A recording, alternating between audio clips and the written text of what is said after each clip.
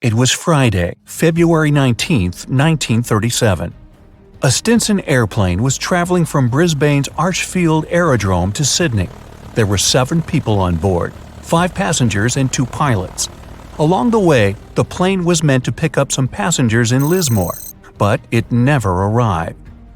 The official search centered around Newcastle and the Hawkesbury River, hundreds of miles south, where some people said they saw or heard the plane. The authorities took a statement from the postmaster in Hawkesbury. He said he'd heard the plane pass overhead just after 5 in the evening on the day it disappeared. Since he knew a lot about the aircraft, the authorities were convinced by his statement. But others believed something else. People who lived in the McPherson Ranges, on the border between Queensland and New South Wales, heard the aircraft going overhead at the same time it always did. People in the area knew about the flight from Brisbane. Some of them saw the blue and red Stinson plane vanishing into the clouds. After days of searching, nothing was found. At this point, a bushman called Bernard O'Reilly decided to take matter into his own hands. He lived in that high area of the country and remembered that there had been a powerful storm on the night of the disappearance. A big cyclone going over the mountains had made it impossible for the locals to do any work.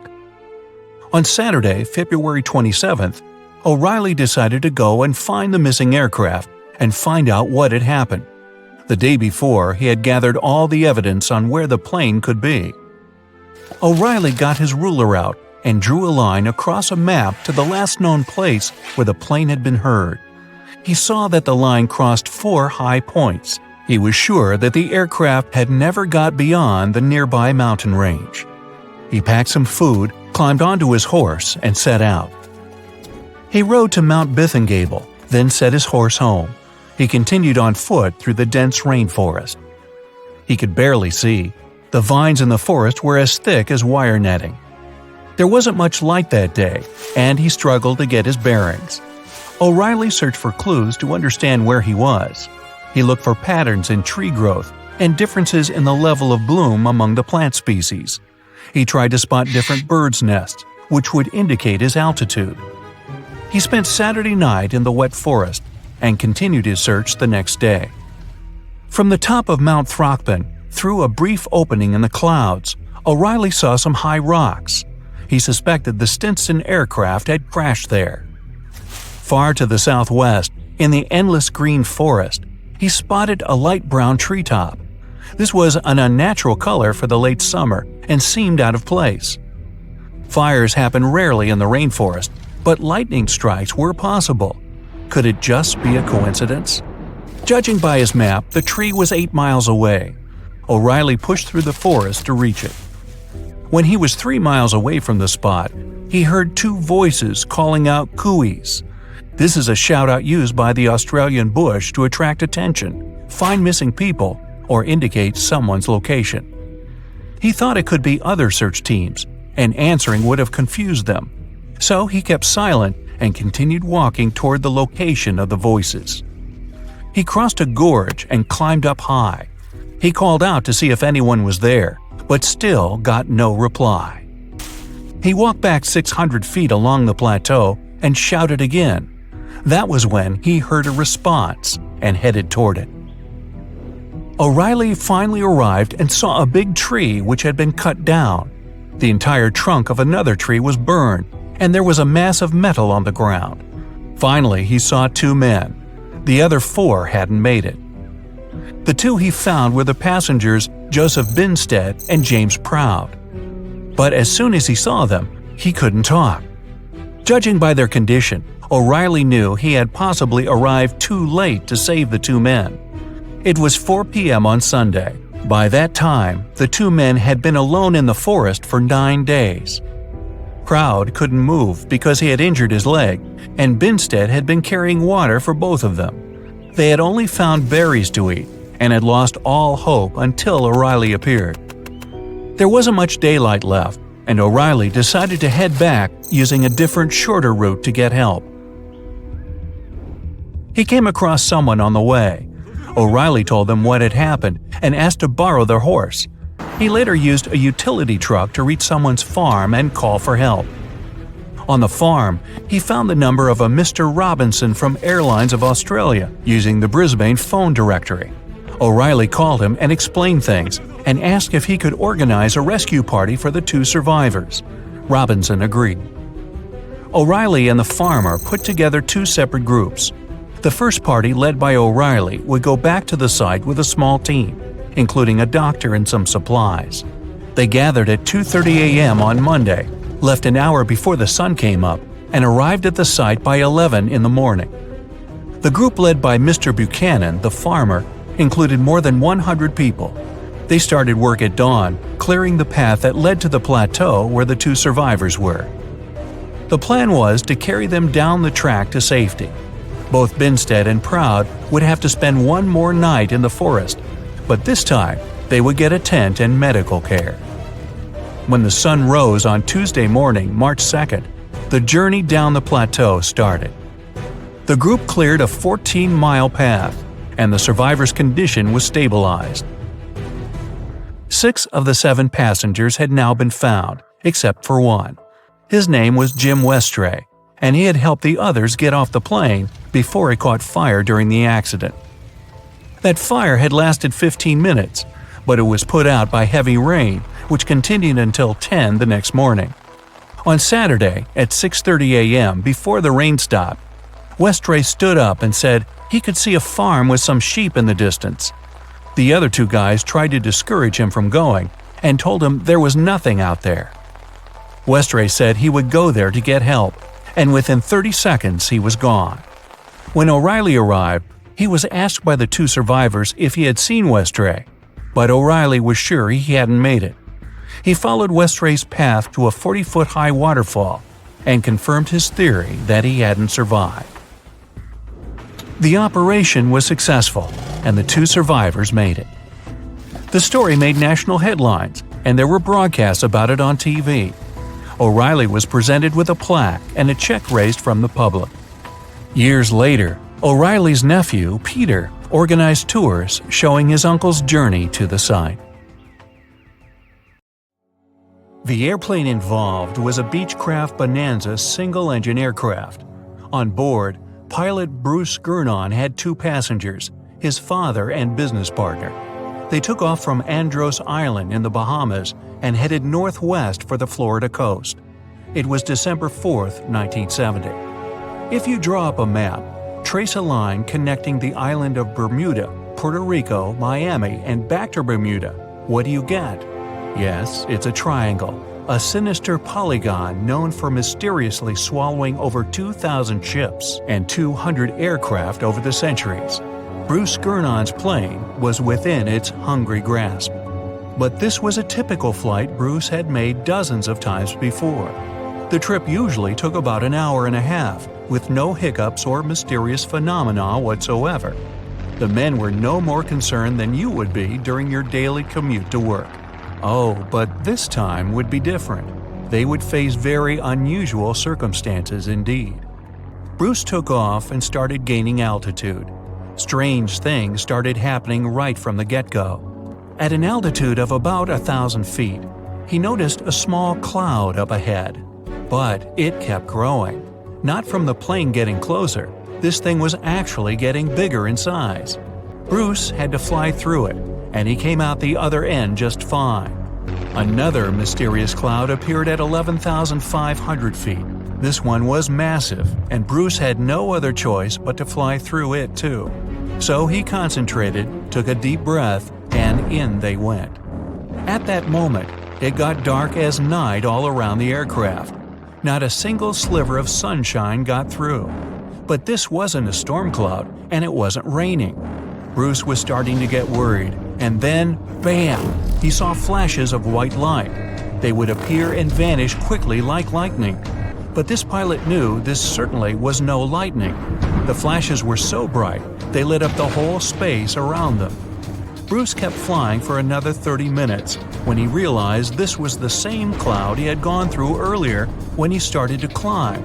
But now the cloud was cylindrical, and the plane was flying through its center. It was about 1 mile wide and seemed endless. Bruce thought he could never get out of that trap. But a minute later, he saw light at the end of the tunnel. He kept that yoke straight ahead. He was almost out of this nightmare. But all of a sudden, unexplainable things started happening again. The walls of the cloud tunnel began to narrow. They were closing in on the plane. The navigational instruments started wigging out. The compass was spinning by itself counterclockwise. The electronic instruments were all malfunctioning. It was like the plane was being operated by something else, or it was moving inside some kind of current. All of Bruce's attempts to take control were to no avail. He kept flying through that tunnel, bound and determined to get out of this thing and live to tell the tale. The walls kept narrowing, smaller and smaller, wrapping like a vortex. Bruce was running out of time. He had to get out of this place fast. The next 20 seconds were the most intense of his life. But then, he burst out of this foggy trap. As Bruce described later, he felt weightless for 5 seconds as his plane left the tunnel. The clouds dispersed, and now the aircraft was in a grayish haze. The men let out a big sigh of relief. He immediately grabbed the radio and contacted ground control. Bruce wanted them to determine his location. But when the dispatcher looked at the green screen, his face became contorted with confusion. Bruce's plane wasn't on the radar. It was as if the thing was invisible. But then the dispatcher said the aircraft was already in Miami airspace. Bruce was utterly shocked by this information. It just couldn't be true. The distance the Beechcraft was supposed to cover was about 250 miles. Remember, the whole trip usually took around 90 minutes. But this time, it took just 47 minutes to get to the destination. This model of aircraft can only cruise at about 180 miles per hour. Do the math, and anyone would understand that this was physically impossible. The dispatcher must have made a mistake. But when the clouds parted, Bruce saw that he really was over Miami. The plane landed safely, and it was time to try and solve this mystery. So what happened on that flight? Bruce checked the remaining fuel and his watch. After a short calculation, he was only more confused.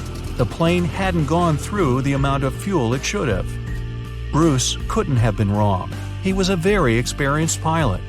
By his early 20s, he already had 600 hours of flight under his belt. And he was all too familiar with this airspace he'd flown countless times. All the evidence in hand seemed to indicate that Bruce's plane just skipped over almost half the entire distance. The man thought about this bizarre occurrence for a long time. He even consulted with professors and experts, but none of them could give an exact answer to what happened that day. So he came up with his own theory and even wrote a book about it.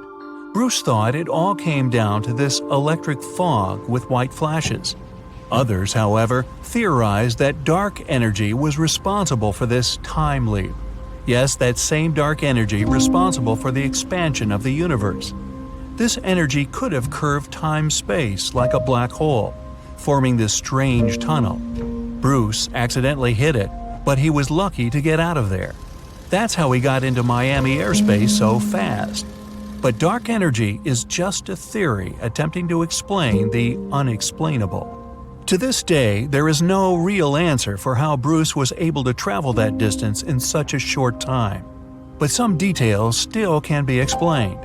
Archive records show that 84 sunspots were recorded that day, as well as a huge solar wind moving almost 440 miles per second.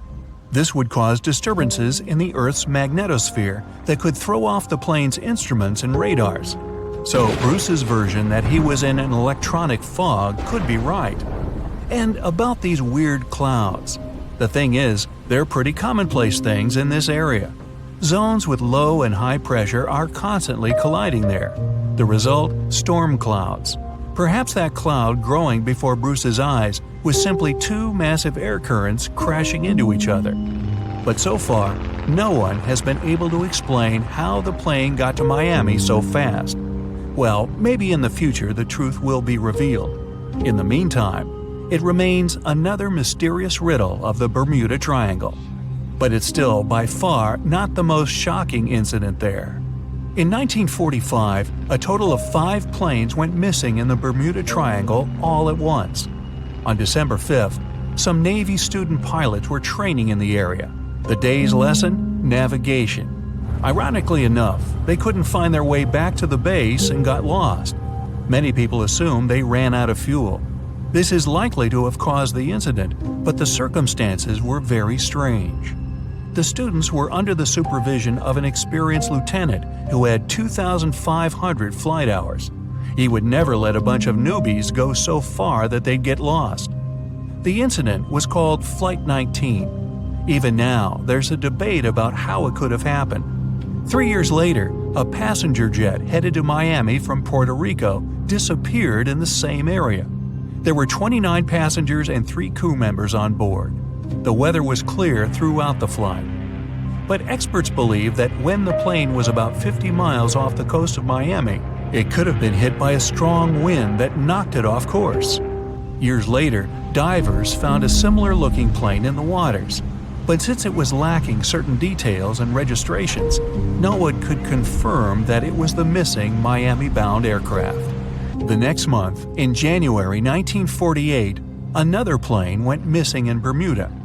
25 passengers and 6 crew members just vanished somewhere between Azores and Bermuda. The mystery of this plane's disappearance, along with countless others, remains unsolved. An engine explodes during takeoff. The water injection system is switched off, and communication is lost. Now, this doomed plane faces the imminent threat of crashing into Athens or a hill. Will the captain be able to defy all odds and save over 400 lives on board? Stay tuned. It's 2 in the afternoon. A Boeing 747 starts rolling down the runway, picking up speed. Just as Captain Sifis Megades lifts the nose of the aircraft, he's surprised by a loud bang. He has no idea what's just happened, but he's left with no options. The fully loaded plane is moving too fast to stop on the short runway space still left. The airplane begins its risky takeoff, and it's now heading straight for downtown Athens, which is absolutely crowded on a hot summer evening in August 9th, 1978. After the loud explosion, a flight attendant in the back takes the intercom and warns the crew about the catastrophic failure of engine number 3 located on the right side of the airplane. The flight attendant says, "I think we're screwed." And here's an honest, "Yeah, I know." The original plan of the Olympic Airways Flight 411 was a direct shot from Athens to New York. But now, this massive 370-ton jumbo jet simply doesn't have enough power to keep going up. The stress is through the roof. The flight is fully loaded with 18 crew members and 400 passengers, who are mostly U.S. citizens returning from their Greek summer vacation. Little do they know that the pilot still has to face 4 major problems in a 93-second period to ensure everyone stays alive. The first issue has to do with water injection. You see, this Boeing has 4 engines. Engine number 3 has just exploded, and engine number 2 is operating with reduced power after maintenance. So the pilot needs the remaining engines to give their all to get this plane climbing. The thing is, pushing the engines to the max creates a ton of heat. So, Captain Megades asks the onboard flight engineer to double-check if the cooling system is on, preventing the engines from getting too hot and maintaining a safe temperature. It's a bit tricky to explain what went wrong at this point, but experts think that in the heat of the moment, the flight engineer might have gotten a little mixed up. Instead of ensuring the water injection is on, he does the opposite and switches the system off just 9 seconds after takeoff. This mistake further reduces the power in the engines, limiting the plane's ability to climb by causing a loss of 4,500 pounds of thrust. So now, the plane finds itself in a seriously bad situation, barely cruising over the rooftops at below minimum speed. The second issue with this doomed aircraft involves the landing gear. The 55-year-old pilot had already had over 30 years of experience when he was assigned to command this flight. So he decides to make a bold move by telling his co-pilot to pull up the wheels at 35 feet above the runway. This move isn't just risky, it's straight up against Boeing rules in situations like this. Pilots usually have to wait until the aircraft gains a bit more altitude to pull up the wheels, because popping those landing gear doors open for 15 seconds adds more resistance against the plane's forward motion. In other words, it basically slows the plane down, and that's why the co-pilot hesitates for a second before agreeing to break the rule. Against all odds, the 411 flight stays in the air, but the problems are far from over. This leads us to the third issue. The plane is getting dangerously close to hitting one of the oldest capital cities in the world, Athens. The flight started from Ellinikon International Airport. This was the main airport for the Greek capital for decades, and it was known as one of the trickiest and riskiest airports in the world. Picture this: 2 short runways, side by side, squeezed between the Aegean Sea and large mountains. Even though there were 2 runways, they mostly used just one, the one pointing planes straight at the center of Athens. Because of that, pilots had to make an immediate left turn right after takeoff, changing the flight path over the sea. Now you might be wondering, why doesn't Migatis just turn left already? Well, the speed of the 747 is way lower than it should be at this point. If he makes a turn, the plane might descend even more, upping the chances of crashing right into the city. So, the captain decides to keep climbing, following a straight path while he's figuring out Plan B.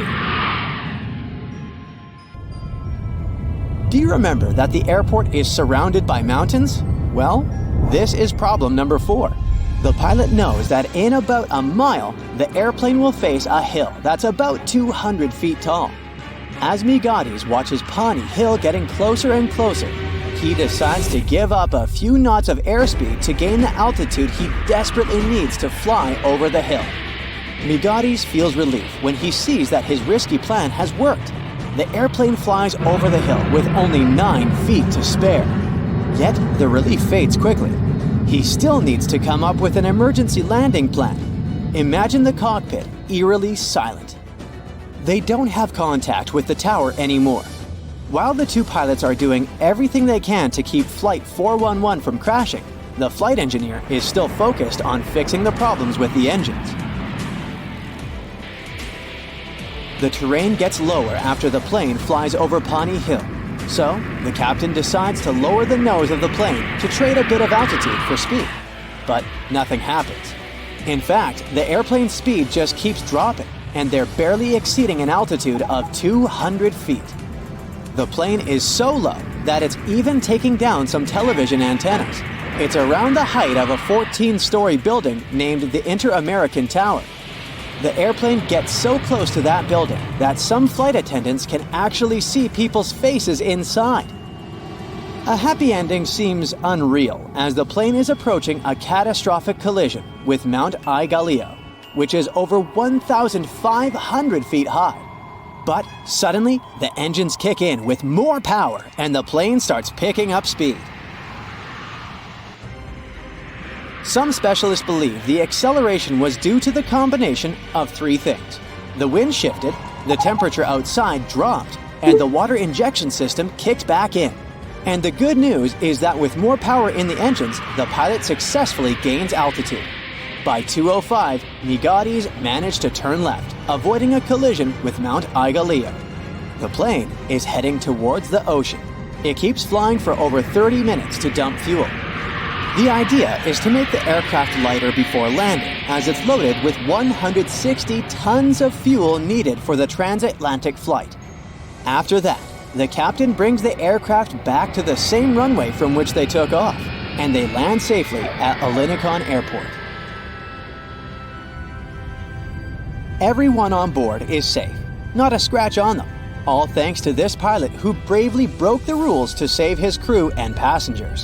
Now, picture the wild applause on the ground, and Migatis' daughters eagerly waiting for their father as he exits the plane. And it's no small feat, this pilot did the unthinkable. To put it in perspective, every Boeing simulation of this same flight ended in a crash. Migotti's impressive achievement led Olympic Airways to modify some of its procedures, and Boeing began to include a review of this case in its training curriculum. Now, you might be thinking that Migotti's was traumatized after this accident and never wanted to board an aircraft again. But nope. Remember, we're talking about a real hero. At 6 p.m. on that same day, Migotti's took his seat in the cockpit of a replacement Boeing 747 and flew 400 passengers over the Atlantic to New York. As for the aircraft, it stuck around with Olympic Airways for a couple of years until it joined Trans World Airlines in 1985. This 747 Boeing's career ended in 1997 after 24 years of service.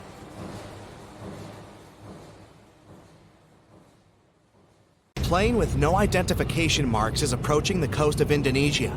It's not the most peaceful of times, and the flight operator is alarmed. 2 fighter jets take to the sky, about to take down the unidentified plane. It's all about to end in a disaster, when the fighters notice one strange detail. December 1st, 1941. Captain of a Boeing 314, Robert Ford and his team are preparing for one of the longest flights on one of the biggest planes in the world. The Boeing 314 Clipper California is a high-capacity seaplane. It has no landing gear, so it can only land on water. Its length is 100 feet, and its wingspan is 150 feet. This is more than a 6-story building, and on board this plane, there is a restaurant, resting areas, and even a room with a bed. Despite its size, the Clipper California can stay in the air for more than 18 hours. Captain Ford doesn't suspect what is awaiting him ahead. He gets on the plane. Their flight is bound from San Francisco to Auckland, New Zealand. The first stop is Los Angeles. There's no problem with this. The next stop is Pearl Harbor. The flight is going fine. December 7th, 1941. It's been 3 days since the plane left Pearl Harbor. The last final step of the journey remains: flight to New Zealand. At this moment, Captain Ford receives an order to return the plane to the nearest Allied base. The way back is closed, so the plane continues to fly to Auckland. The Clipper lands safely at the Auckland airport and receives an order that seems impossible. Robert Ford and his team must paint over all the registration and identification marks on the plane and deliver it to LaGuardia, New York. Then, fly across the world. This is an uncharted route with a length of 23,000 miles. In the entire history of aviation at this time, no one has flown such a distance. The team doesn't have maps or modern navigation devices. They don't know the lands they will fly over. They don't know who they may meet on their way and at which airports they will land. They must maintain and repair the plane themselves, extract fuel, and plot the route. At the same time, they have almost no money. Immediately after receiving the order, the team goes to the Auckland Library. They study all the atlases and maps to create a detailed flight plan. First, they need to get to Australia, then fly to Africa along the coast of Asia, and then they should go to the US. The crew paint all over the signs on the plane and prepare for takeoff. Fortunately, before the start, one banker finds about their situation and gives them $500.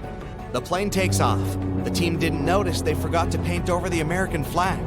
In a few days, it will save their lives. Before Australia, they fly to New Caledonia to evacuate a group of people from there and deliver them to Australia. The operation is successful.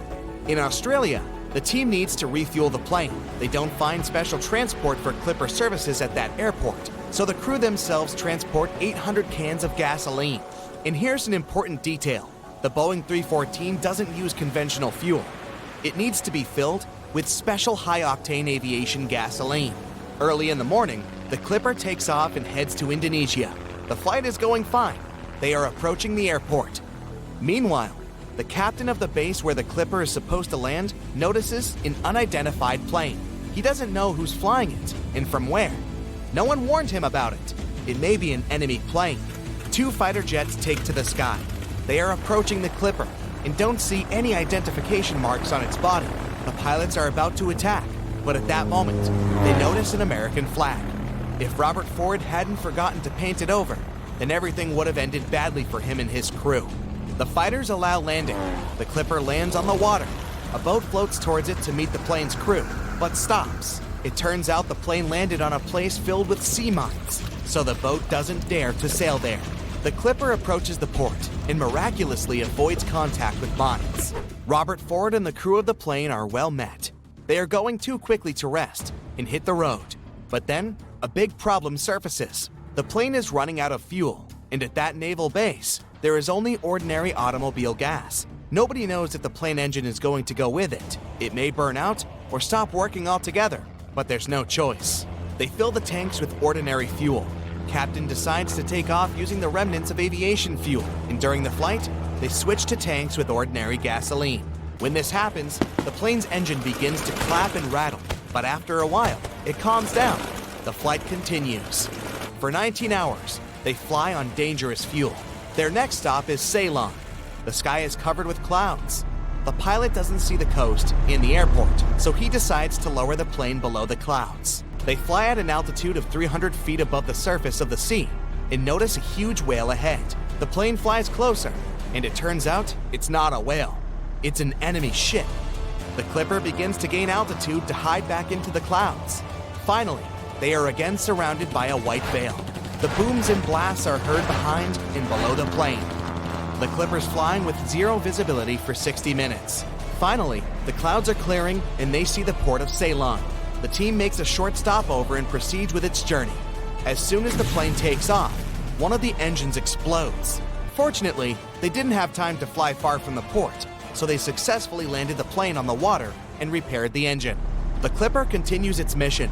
Now, Robert Ford's team flies mainly over land. This is very risky, since the aircraft doesn't have landing gear and it can't safely land on solid ground. Finally, they get to the Congo. The team has a great time here, gains strength, rests, and most importantly, gets high-octane aviation gasoline. Things are going great, but there's another ordeal ahead. Now, the aviators will have to make the longest flight in their journey. Their next stop is a port town in Brazil, and the distance to it is 3,500 miles across the ocean. The maximum flight distance of the Boeing is 3,700 miles. Any deviation from the course or a strong headwind can easily prevent the aircraft from reaching the port. Worried, the crew refill the tank and load additional fuel onto the plane. They leave the Congo, taking off along the narrow river. At this moment, the pilot notices the river ends a few miles away with a waterfall. The plane must urgently gain altitude, but it can't. The large amount of additional fuel bears the Clipper down. The waterfall is getting closer. In the last seconds, the plane manages to rise to the desired height. But even after the waterfall, Boeing still doesn't get high enough. It hovers right above the rocky coastal cliffs. A slight inclination can lead to a crash. Fortunately, they manage to pass unharmed. The plane rises to the perfect height. During the flight from the Congo to Brazil, the crew broke a new record. It's 23 hours and 35 minutes in the air.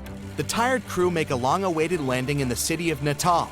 However, the rest doesn't last long. 2 hours later, they take to the air and head to the next stop, an airbase in Panama. January 6, 1942, 5:54 a.m. The already legendary Boeing 314 is approaching LaGuardia, New York. The team can't wait to finish their journey. They contact the dispatch, and he tells them they can't land the plane only after 7 a.m., since the air terminal starts working at this time. For an hour, Robert Ford and his crew are circling in the air. It was probably the longest hour of their lives. Finally, the mission is complete. The Boeing 314 becomes the first passenger plane to make an almost around-the-world trip. This long flight lasted more than a month.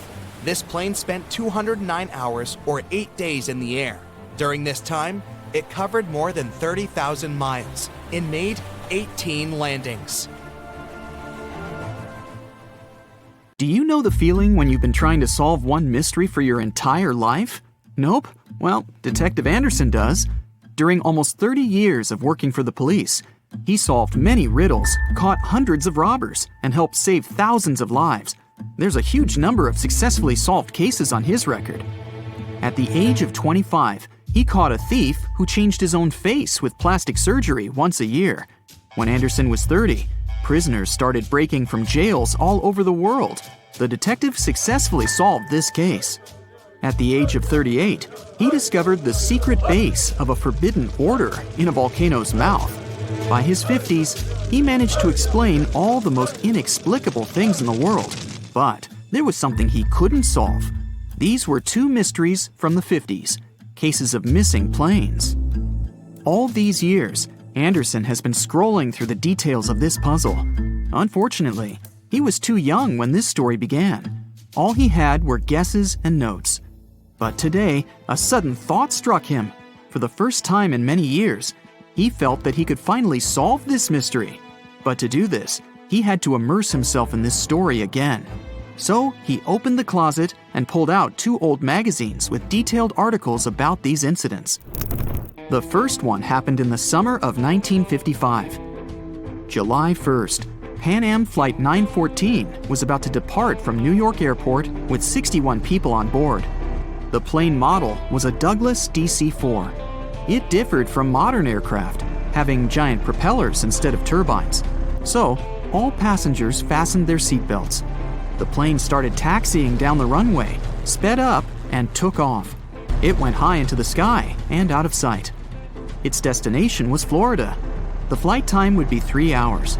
Dispatching services were watching the plane on their radar when suddenly, Pan Am 914 disappeared. The operator tried to contact the pilot but received no response.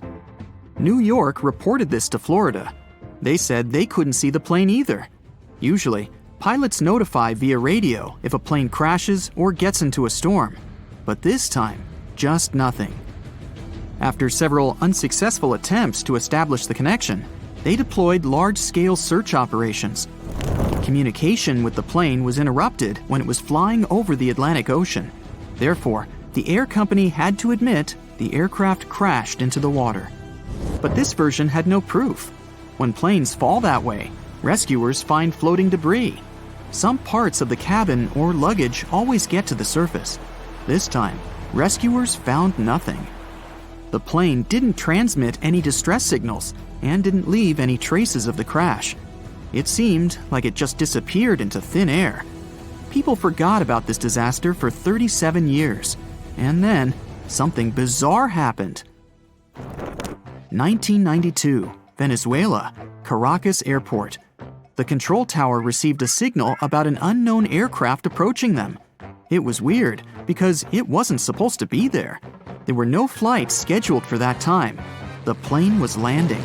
The dispatcher and the rest of the airport staff understood that something was wrong here. The plane looked old, with huge propellers instead of turbines. After landing, the pilot contacted the airport. Where are we?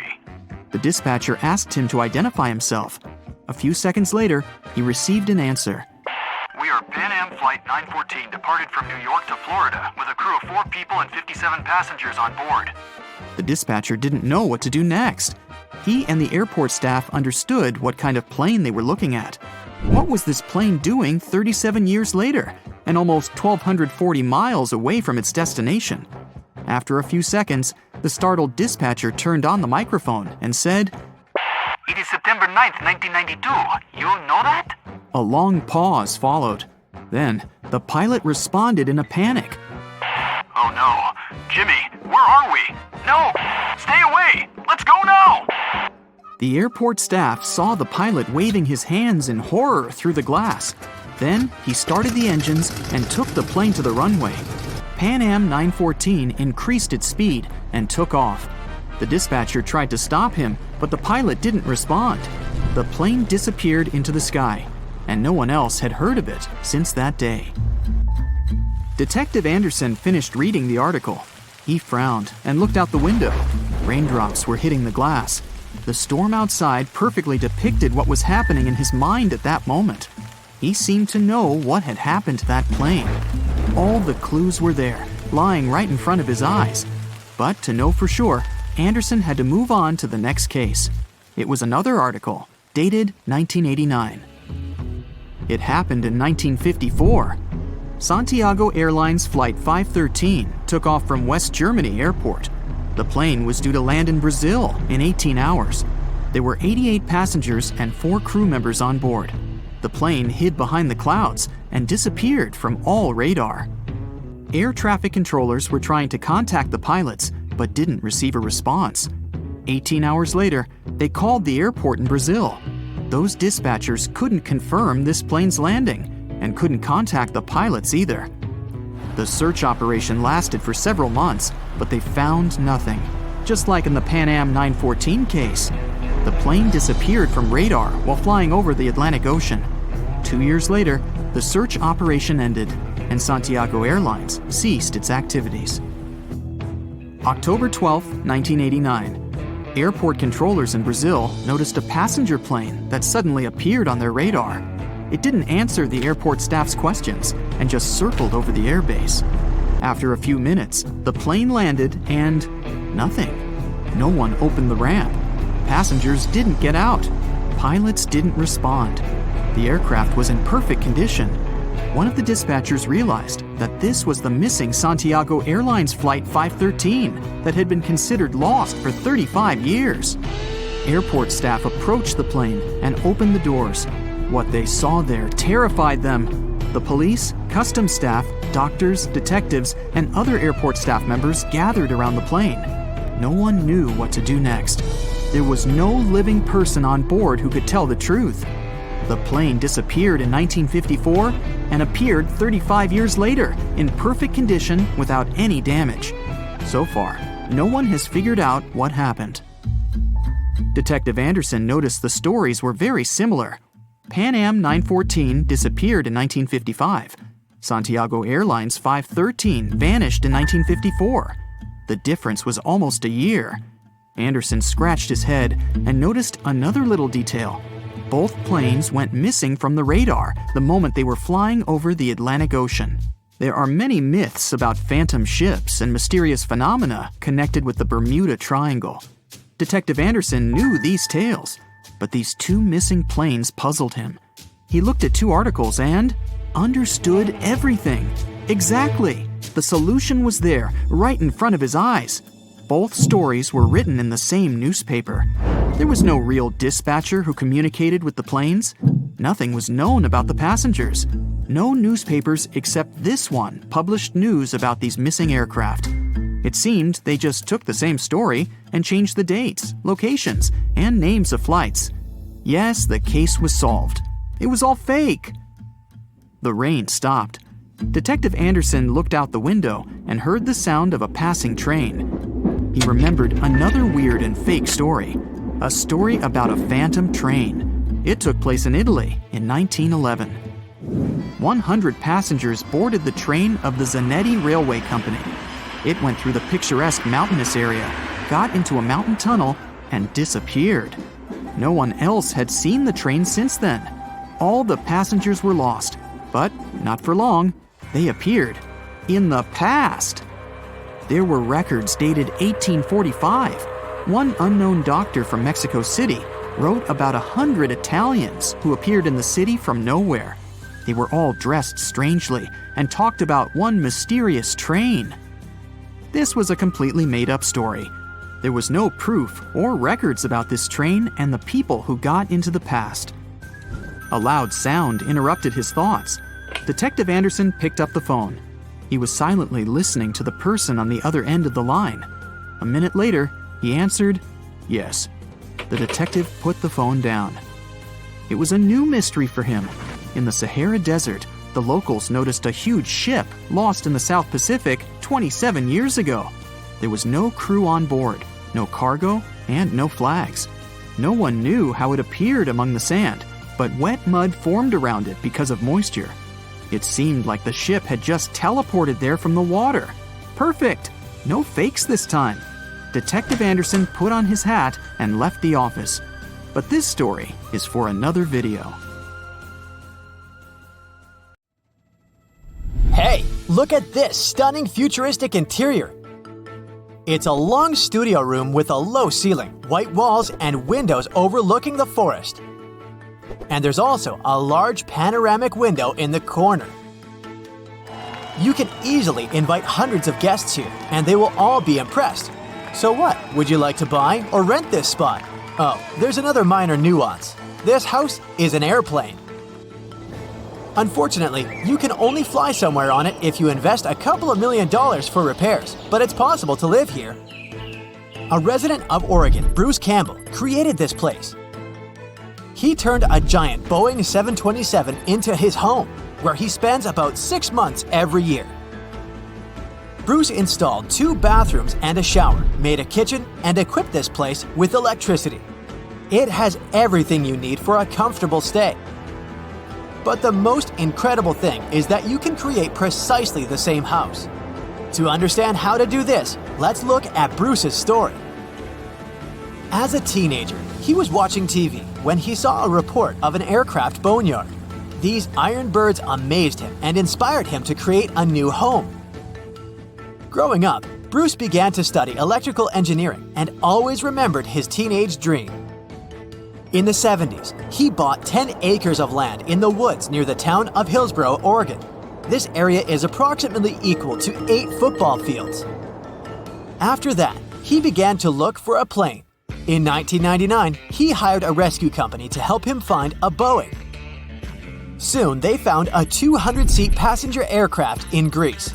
Since the plane was already out of order and no one would fly it, Bruce bought it for little money. It was just $100,000. The amount is small, considering that a new Boeing costs about $100 million.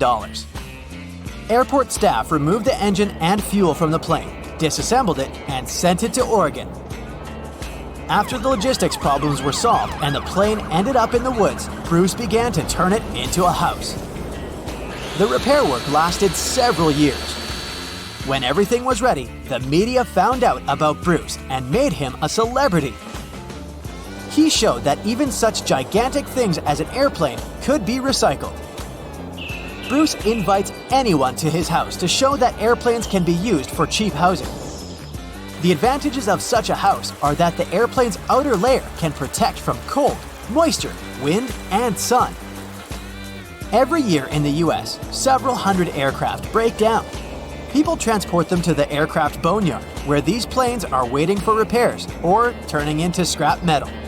And many of them are in good condition. Another unusual house is located in Tokyo, Japan. It's definitely not your choice if you go to relax alone or think that home is a place where no one can bother you. Welcome to the transparent house. It looks pretty stylish. There are huge panoramic windows without curtains and no walls and doors between the rooms. There are a bunch of large shelves and ladders inside. You can climb, jump, and hang here. The height of the house is 3 floors. It looks like a modern urban tree house. This place is open to everyone. And now, take a look at the most fantastic tree house. Can you see it? No? No wonder. This house is almost invisible in the forest because of its mirrored surface. It's called Mirror Tree House and is located in Sweden. At night with the lights off, this small building completely merges with nature. Now turn on the lights in the windows and take a closer look. This is a stylish and modern building where anyone can spend the night. You need to pay for it though because it's a hotel. Here's another tree house. More precisely, it's a huge building built on several trees. It's called Minister's Tree House and is located in Crossville, Tennessee. It's considered to be the biggest tree house in the world. It's built from recycled wood. It occupies almost 5 floors in height and has several rooms. If elves lived in the forest, then this house would be their bank or the administration of the woods. Let's get down from the trees to the ground, more precisely, under the ground. It's not even a house, but a small town. And every building here is pretty unusual. You won't see this town from the outside. All houses, cafes, post offices, and other buildings are located in the pits from which pipes protrude, releasing steam.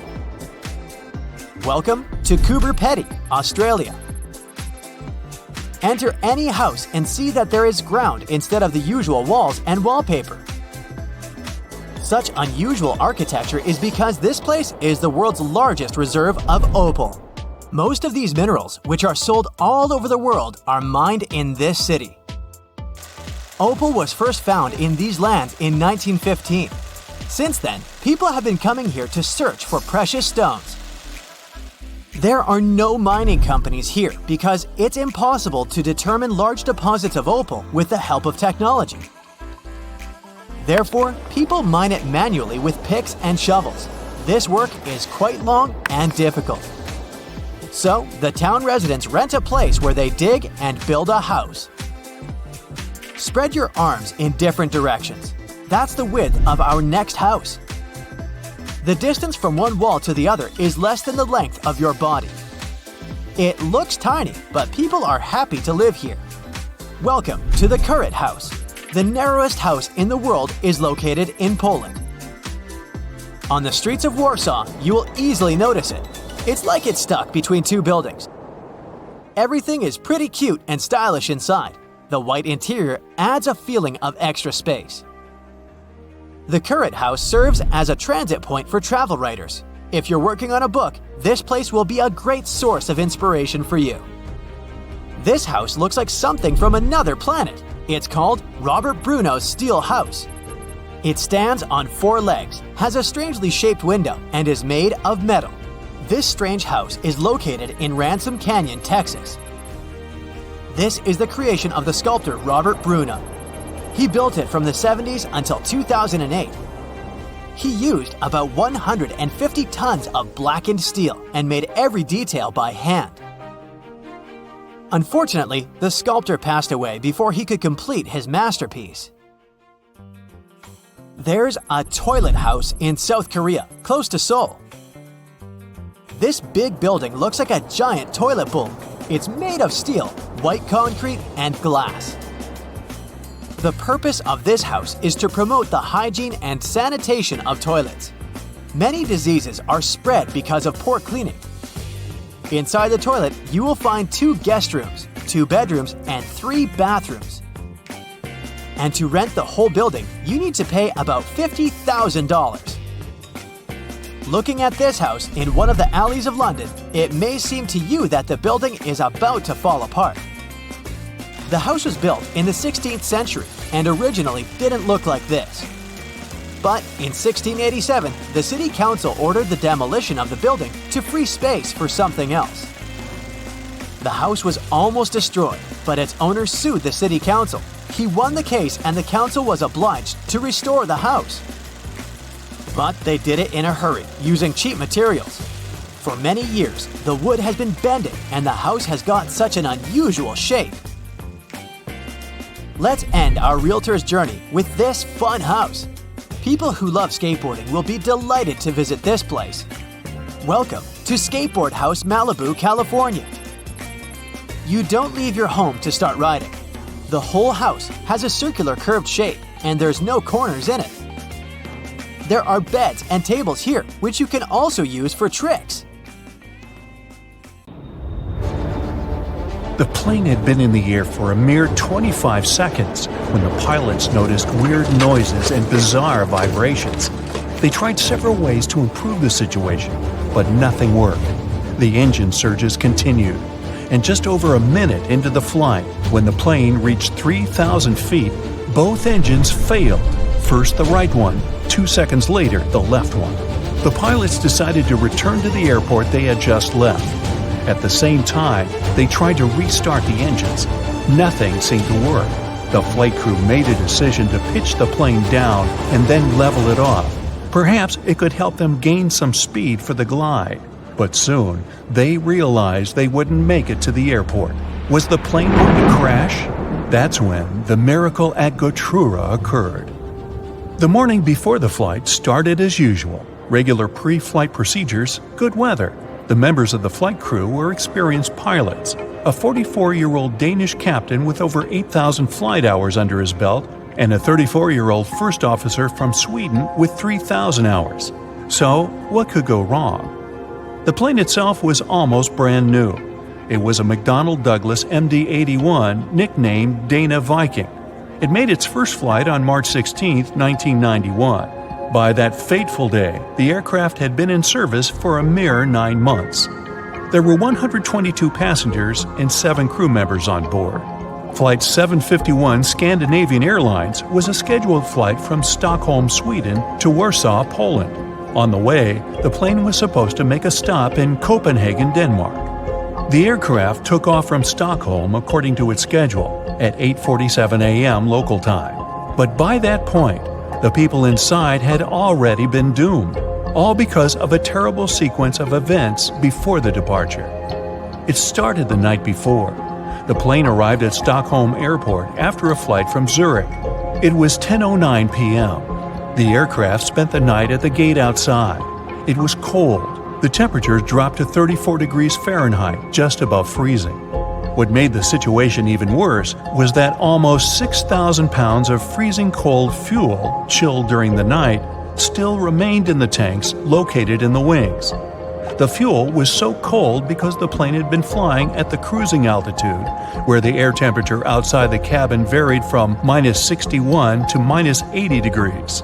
The flight from Zurich lasted around 1 hour and 40 minutes. Soon after midnight, a flight technician came to check on the aircraft. The man had to remove some slush from the landing gear, otherwise he wouldn't be able to examine it. At around 2 a.m., when he was leaving, he noticed some ice covering the upper part of the wings. By the morning, the situation had become even dire.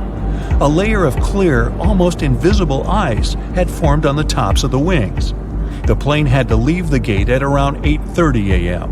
An hour before the departure, the mechanic responsible for the plane noticed that some ice covered the underside of the wings. He decided to make sure there was no ice on the tops of the wings. He climbed a ladder and put one knee on the wing. Then he bent forward to touch the front part of the wing. There was no ice, just some slush. The mechanic decided to make sure everything was fine with the air inlet of one of the engines. He didn't find anything abnormal. Soon after that, the personnel used more than 220 gallons of de-icing fuel to remove ice from the plane. The mechanic consulted with the captain of the aircraft and ordered the staff to de-ice the underside of the wings as well. After all, he had seen some ice there. But no one thought to double-check if there was clear ice on the tops of the wings. After they had finished the procedure, the mechanic reported to the captain, "We're done here. De-icing finished. There was a lot of snow and ice, but everything's clear now." The captain thanked the mechanic and carried on with the pre-flight procedures. The plane taxied to the runway. Its engine's anti-ice systems were switched on and didn't show any malfunction. But several passengers later claimed they had seen ice sliding off the upper side of the wings while the plane had been taking off. And still, the plane left the ground and headed for Stockholm as usual. But shortly after the takeoff, several pieces of the overlooked ice broke off. At full speed, they slammed into the fans of the engines near the tail on both sides of the plane, ruining the blades. It led to a series of surges, and the rest is history. Meanwhile, somewhere in the cabin, Scandinavian Airlines flight captain Per Holmberg, who was on board as a passenger, noticed something was amiss. At first, he informed the flight attendant sitting in the rear jump seat that the right engine was surging. She tried to contact the flight crew, unsuccessfully. Then, the ununiformed captain rushed to the cockpit and asked if he could help the pilots. The first officer gave him the emergency checklist, and the captain asked him to start the auxiliary power unit, a small gas turbine in the tail of the plane. Holmberg's advice and help were invaluable, but was it enough to save the plane and the people inside? When the plane emerged from the cloud cover at an altitude of 890 feet, the pilots realized they wouldn't have enough time to make it back to the airport. An immediate emergency landing was unavoidable. The assisting captain passed the order to the cabin crew, and they started preparing the passengers. There was a large field to the north of the plane, but the captain realized they didn't have enough time to reach it. So he chose a much smaller field in a forested area in the direction of flight. It was not far from the village of Gottröra in upland Sweden.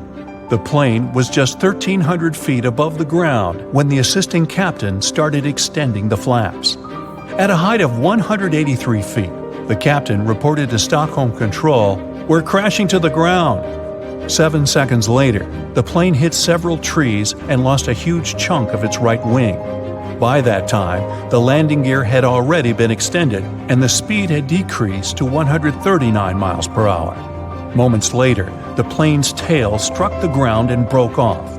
The aircraft kept sliding across the field, still at high speed. It traveled 360 feet, with its main landing gear leaving marks on the field. At one point, the plane lost the main and nose landing gear. Its fuselage broke into 3 parts. Miraculously, there was no fire.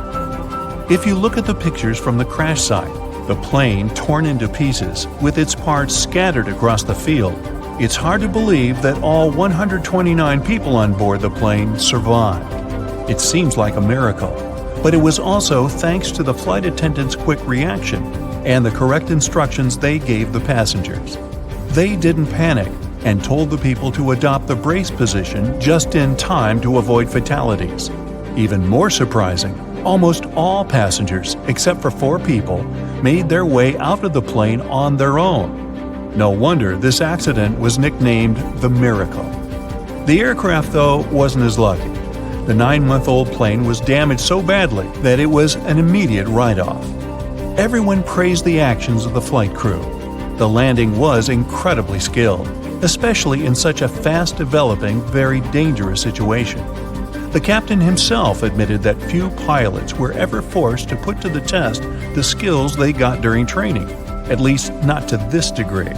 He said he was proud of his crew and relieved that everyone had survived, and he never returned to piloting commercial planes. Pan American Flight 6 was finishing an around-the-world trip with several stops on its way. On October 16, 1956, the Boeing 377 Stratocruiser, dubbed Sovereign of the Skies, left Honolulu and was heading for San Francisco. It was the flight's last leg, but no one could predict this phrase would turn out to be not just a figure of speech. The plane had to start its journey at 7:30 p.m., but some maintenance issues delayed boarding for almost an hour.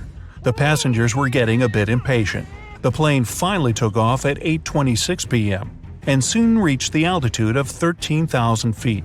For some time, the aircraft was experiencing turbulence, which made it impossible to serve dinner.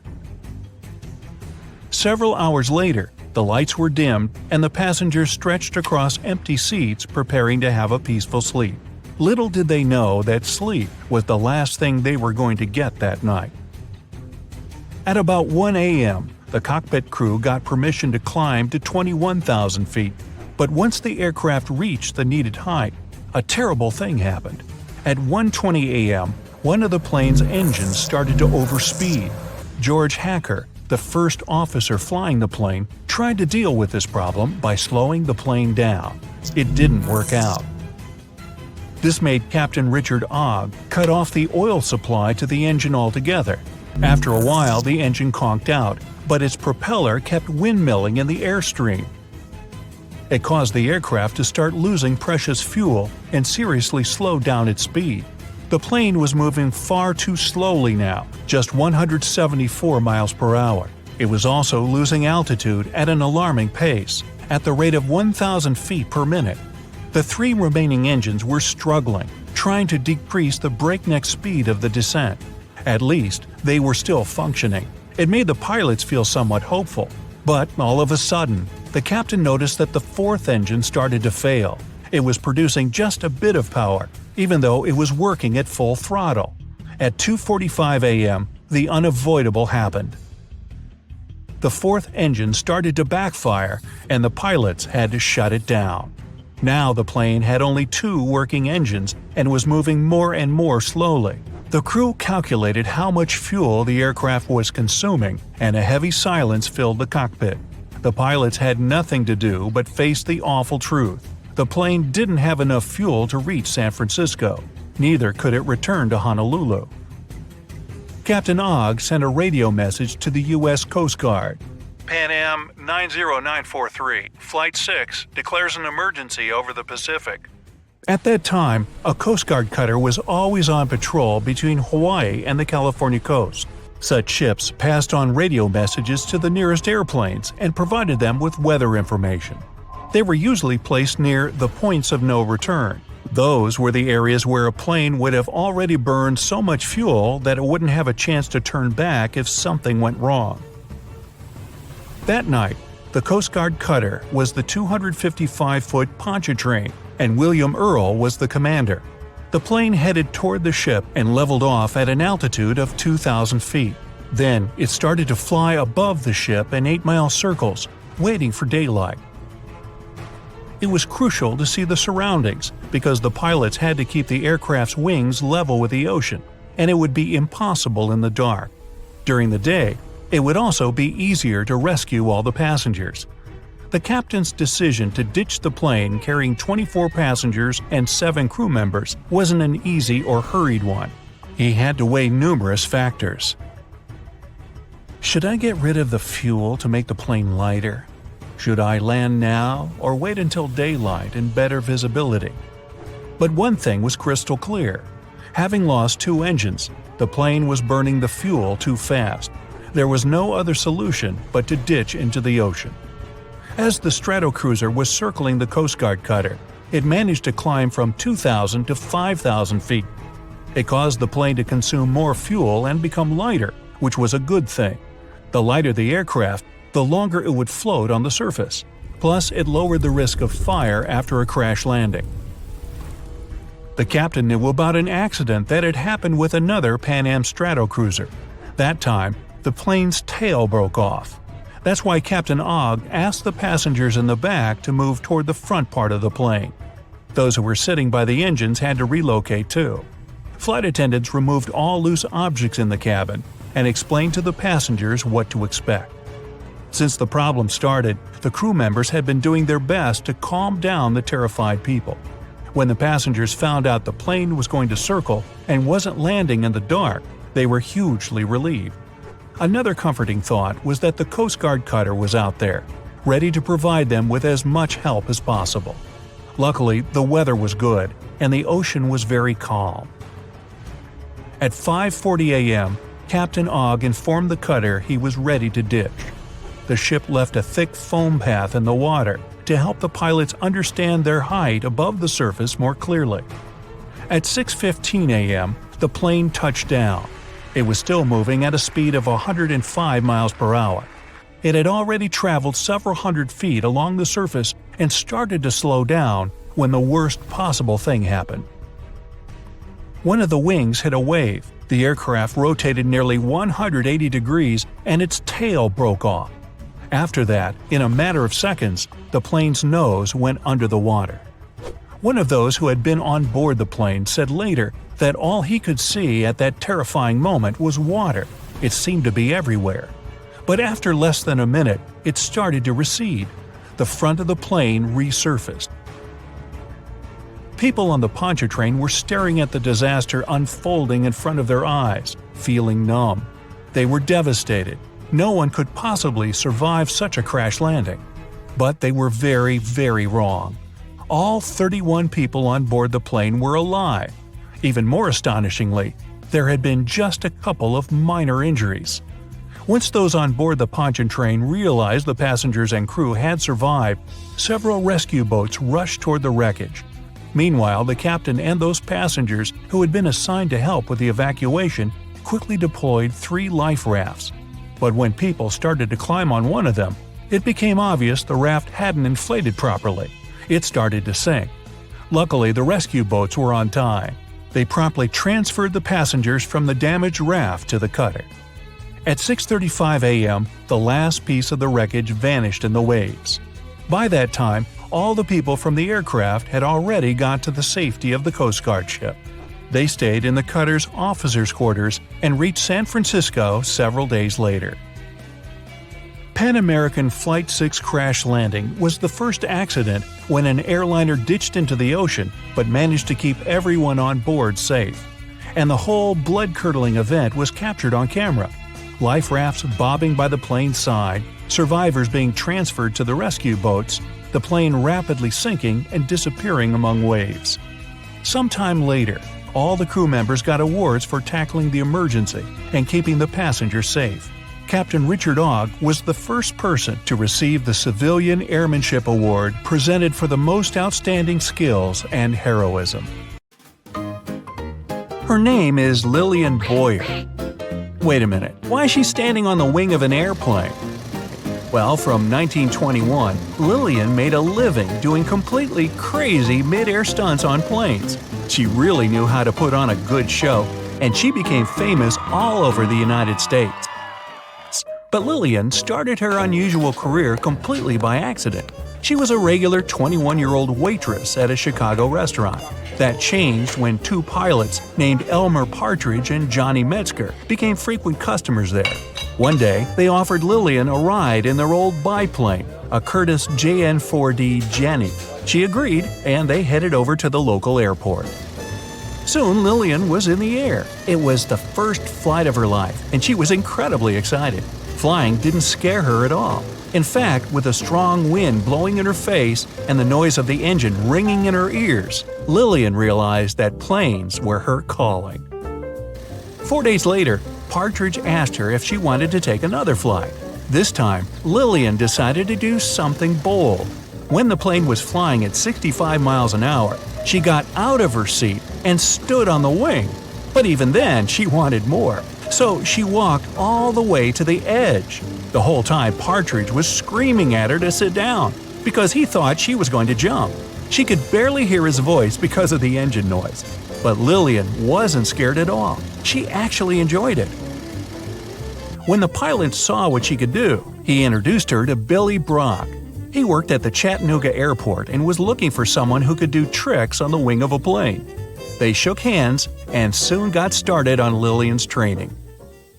Lillian quit her restaurant job and started training full-time. For 5 months, she practiced doing stunts in a barn at Chattanooga.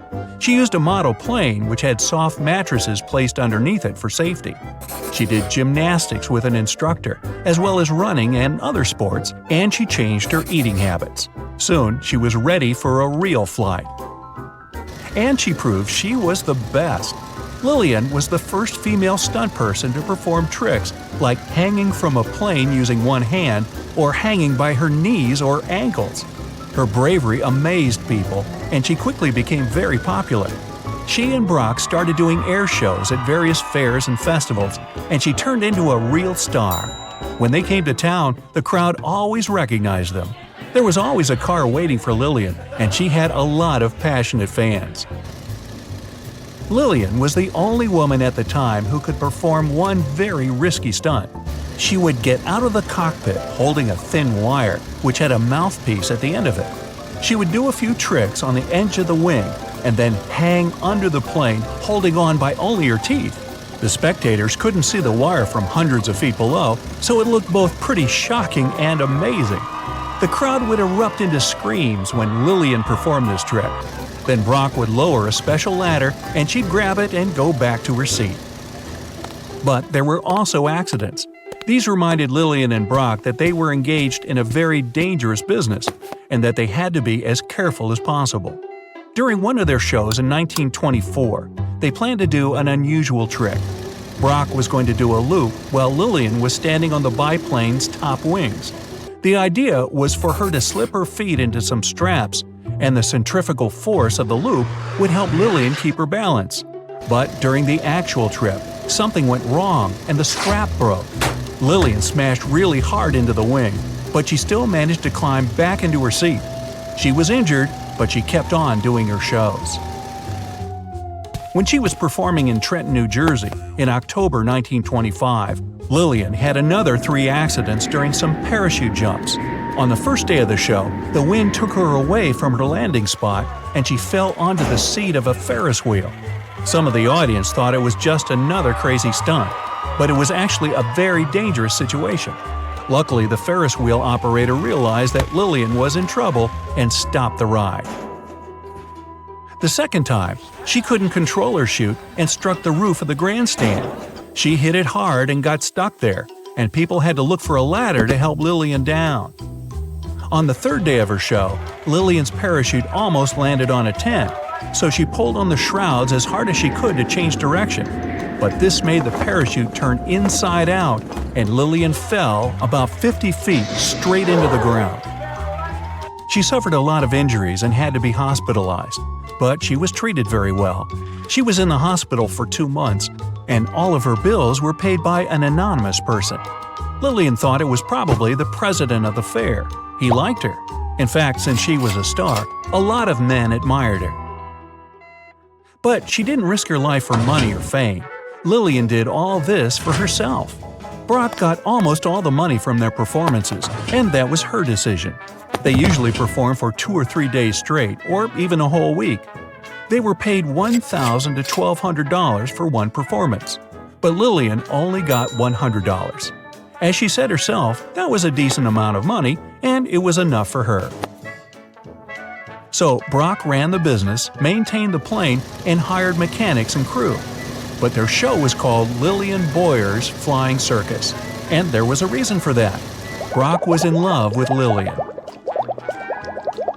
Constantly working together made the two of them close. It didn't work out though.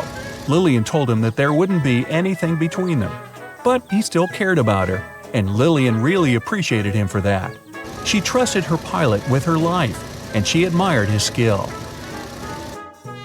In fact, she said he was the best pilot she ever knew. Before every flight, he double-checked all the systems, wires, and mechanisms. He would tell her where to go, and Lillian would listen to him. And it was Brock who came up with most of the tricks. There was total trust between them, and they worked as one. After Brock passed away, Lillian kept doing stunts with another pilot, but she couldn't trust him like she had trusted Brock. One of her signature tricks was switching from a car to a plane, but she never did it with the new pilot. During her stunt career between 1921 and 1928, Lillian performed 352 shows in 41 U.S. states and Canada. She performed 143 changes from a car to a plane and made 37 parachute jumps. But in 1928, low-altitude flying was banned, and so dangerous stunts performed on the wings of airplanes became history. Almost half a century later, Lillian once again became a celebrity at the San Diego Aerospace Museum. An entire section of it was devoted to her incredible achievements. Lillian was the guest of honor at all the events there. One evening, she was given one of the most pleasant surprises of her life. It was a flight on a Boeing PT-17 biplane. This time, now in her 80s, Lillian didn't walk on the wings or perform dangerous stunts. But when she landed, she admitted that she really wanted to. The pilot had told her not to get out of the cockpit. Plus, she couldn't trust him as much as she had trusted Brock.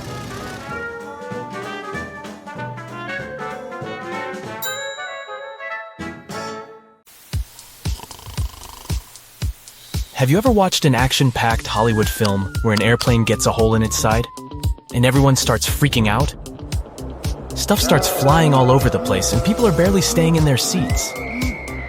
Well, in real life, a small hole in the plane's body isn't going to cause that much drama.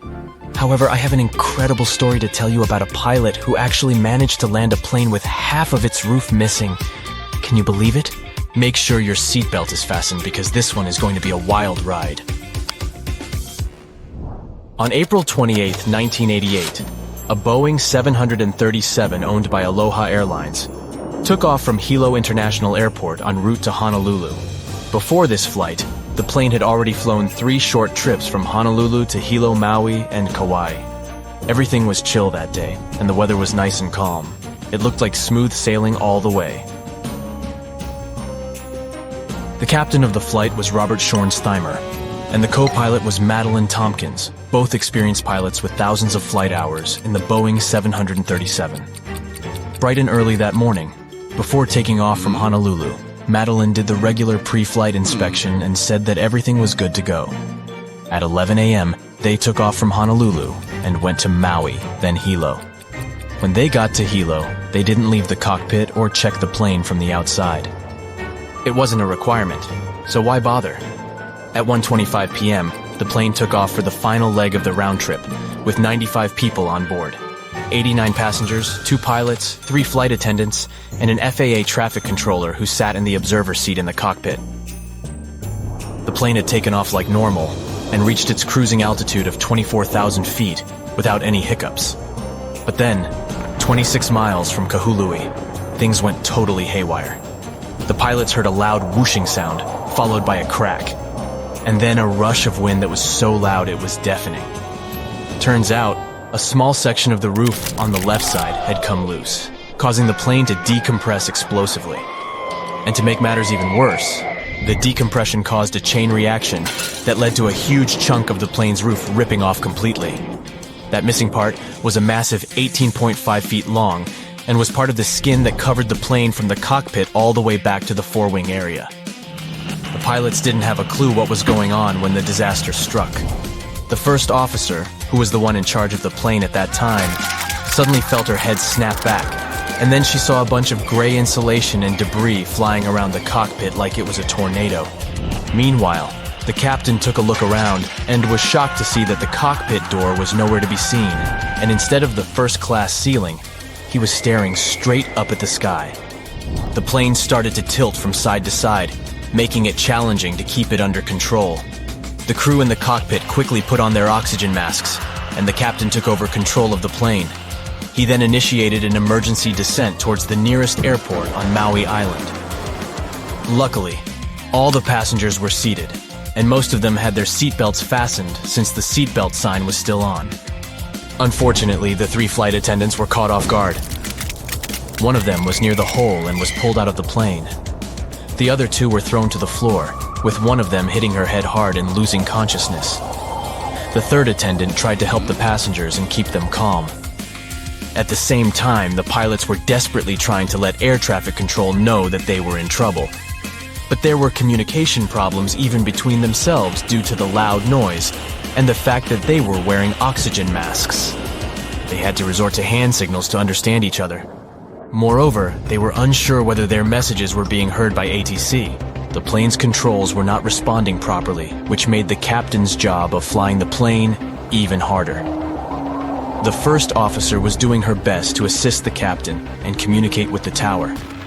It was only after the plane descended to an altitude of 14,000 feet that the controller finally received their distress call and immediately started making arrangements for an emergency landing. The control tower wasn't prepared for a situation like this, though. In fact, the tower had to call 911, just like any other regular person would do in case of an emergency. The problem was that the controller didn't understand the severity of the situation, and they didn't realize that the passengers and crew members would need medical help. This was because the crew had only reported a rapid decompression and hadn't explained the entire situation in detail. The plane was in a very bad mess, but the captain was doing everything he could to safely land the plane.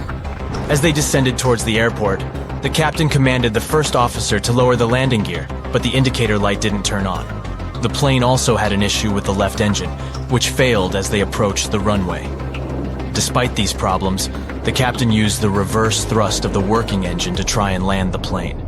It was a difficult and dangerous task, but they managed to land the plane safely on the runway. The passengers and crew members were then evacuated from the plane. It was a miracle that everyone survived. However, 65 people were injured. They had been hit by debris and pieces of the plane's body that were flying around. Unfortunately, the ground staff wasn't aware of the severity of the situation and didn't have enough resources to provide immediate medical assistance to the injured passengers. The first ambulance arrived 7 minutes after the plane landed, which wasn't an ideal scenario. Furthermore, there were only 2 ambulances on the entire island, which couldn't accommodate all the injured people. As a result, tour vans were used to transport the passengers to the hospital. Fortunately, 2 drivers who were former paramedics provided immediate first aid to the injured right on the runway. Meanwhile, the airport mechanics and office staff took the vans to the hospital, which was located 3 miles away. Despite the chaotic and stressful circumstances, only 8 people suffered severe injuries, but they all later made a full recovery. The plane was in really bad shape though, and it was no wonder it couldn't handle the stress of the decompression incident. Despite its age not being a problem, it had experienced a whole lot of takeoffs and landings, which took a toll on its integrity. The salty and humid environment it operated in only added to the damage. You see, planes are designed to withstand a certain number of flight cycles, and this plane had exceeded that number by a long shot. The majority of its flights were short domestic ones, which meant it had to take off and land way more times than it was designed for. This is what ultimately led to the roof coming off during the flight. The poor condition of the plane meant that it was beyond repair and had to be dismantled right there at the airport. What's interesting is that in an interview after the accident, One passenger recalled that she had noticed a crack in the plane's fuselage while she was boarding. She didn't tell the flight crew about it because she didn't think it was worth it, so they didn't know to check it. It's important to remember that these types of accidents are very rare nowadays. Major airlines and airports take numerous steps to ensure safety. And according to Harvard University, the chances of being in an airplane accident are about 1 in 1.2 million. That's a tiny percentage, and I don't know about you, but I find that very comforting. And even if something did happen, such as the roof of the plane coming off, it's reassuring to know that the pilots are trained to handle emergencies and can still land the plane safely.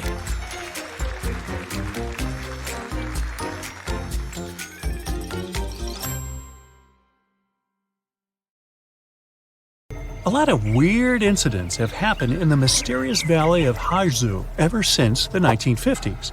People even started comparing it to the infamous Bermuda Triangle. But are they really that similar? It all started when an airplane went missing here under circumstances no one can explain yet. They searched the location back and forth, but nothing appeared to have remained of the aircraft. And guess what? No one received any SOS messages from the team on board. And to top it off, the same year, a considerable number of tourists and local residents were lost here in the valley, never to be seen again. Speaking of the Bermuda Triangle, one can link its origin story to a series of mysterious disappearances of ships and aircraft, like the one that happened in 1945, when 5 planes and 14 people on board went missing in this location while doing routine training exercises. Even a thorough investigation didn't help to establish the cause of the incident. But that wasn't the end. Between 1945 and the mid-1980s, another 25 small planes went missing while going through the Bermuda Triangle, never to be seen again. And the search parties haven't recovered a single piece of these aircraft. The Bermuda Triangle isn't the only stretch of water that has claimed ships for good. In the Pacific Ocean, near Japan, there's a tricky portion of water that has earned the nickname the Devil's Sea. The best known out of all of these disappearances is that of a fishery patrol vessel that went missing in 1953. On board were 31 crew members and scientists who were looking to investigate a recently formed volcanic island. What happened to the ship and all the people on board? We'll never know, I guess, since they never found the ship or the crew members, and there was literally no trace of them left behind. Back in 1911, a standard train was scheduled to depart from a railway station in Rome, hoping to reach the city of Milan. Needless to say, none of the 106 passengers ever made it to the destination, and no one has ever seen them again. What happened to these people and to their train? Were they really lost forever? Some people seem to believe this isn't the case. As it was completing its journey, the train was supposed to pass through a long tunnel. It did enter it, but never came out the other end of the tunnel. Nothing was left of the train, and it seemed like it literally just vanished into thin air. Only 2 of the passengers were found, but they were quite unwell at the time, and their stories did not seem to make much sense. They spoke of a dense fog that they simply jumped out of because they got so scared. 15 years later, a story spread about a group of 104 Italian people that popped up in Mexico City, claiming they had arrived by train from Rome. If that's not weird enough, the story appears to have been reported back in 1845, 66 years before the train even departed in the first place. Of course, nobody at the time actually took these people seriously, but you can't help but wonder, did they actually time travel via the Roman tunnel, or is it just another urban myth? What do you think? The Lost Colony is the story of a strange phenomenon that happened back in the late 1500s. A group of people from England had moved into a colony on Roanoke Island off the coast of present-day North Carolina, but they soon realized they didn't have enough supplies. To fix this, the colony's governor decided to head back to England to get some. He didn't manage to come back for another 3 years. When he finally did, he was astonished at what was left behind. Nothing. The entire population of the colony was gone. The only reminder of what had been there was a single word carved into a tree. To this day, nobody knows what might have happened to these people or what the carved word means. A lighthouse without an operator? You might think that can't possibly be true, but hear me out. Located in the northwestern part of Scotland are the Flannan Isles. There's nothing fancy about them since they're nothing more than a bunch of rocks and grass. But there is a famous lighthouse here hiding a dark secret. In 1900, all 3 of the lighthouse's keepers mysteriously disappeared, never to be seen again. Ever since, the islands have been completely abandoned. The lighthouse became one of those with an automated system in the 1970s. No list of places where things go missing could be complete without this mysterious forest located in Transylvania, a region in Romania. And no, it has nothing to do with the famous Count Dracula, if that's what you're thinking. It's called the Hoya Forest, and it's a place that has seen quite its share of unusual phenomena. Not only do people go missing here, but others have experienced all sorts of weird noises, from female voices to whispers. Some people claim to have time traveled between the spooky trees of the Hoya Forest. They say they had literally skipped a few hours before they went back. The Yellowhead Highway is a stretch of road located in British Columbia, Canada. One section of the road has received a lot of attention throughout the years, starting with the 1960s because of some mysterious disappearances. These events have earned it the nickname Highway of Tears. There is no reasonable explanation as to why people keep going missing here. What is more striking is that most of these people were young women. This triangular area that stretches above the desert and the Sierra Nevada mountains in the state of Nevada received quite a bit of attention because of a disappearance that happened back in 2007. A record-setting sailor, aviator, and adventurer named Steve Fawcett flew here in a small plane and then disappeared. They searched for Fawcett intensively for months, but didn't find any traces of him or the aircraft. 1 year later, the mystery of Fawcett's fate was finally solved when a hiker came across his ID cards, and later a search party found the plane's wreckage. It's one of the most visited natural resorts in the world, but Yosemite National Park carries some dark secrets of its own. Despite its beauty and abundance of wildlife, a total of 45 people went missing right here in this location. No one knows what happened to them. Hey, maybe we should ask the local bears. They might know something. There are even stories of people that disappeared from one region of the park only to pop up in a completely different location. This hasn't stopped over 3 million people that visit the park each year from wandering around this location, though. Whenever a ship happens to sink, you'd expect to at least find pieces of it on the bottom of the sea, right? Well, not if you're traveling through Lake Superior. It's located along the border of the United States and Canada, and became famous because of the great number of ships that went missing here. It may have something to do with the stormy winds, of course, but that doesn't explain why some ships simply vanish altogether, without a single piece of them ever to be found, not even at the bottom of the lake. It does gather a lot of tourists each year, though. They come here to scuba dive and see the remains of some of the ships that still lie here. The bottom of this lake even contains what's left of the notorious SS Edmund Fitzgerald. Back when it departed on June 7, 1958, it was the largest ship on North America's Great Lakes and, to this day, remains the largest ship ever to have sunk in the area. Similar to other events, the exact cause of the shipwreck remains a mystery.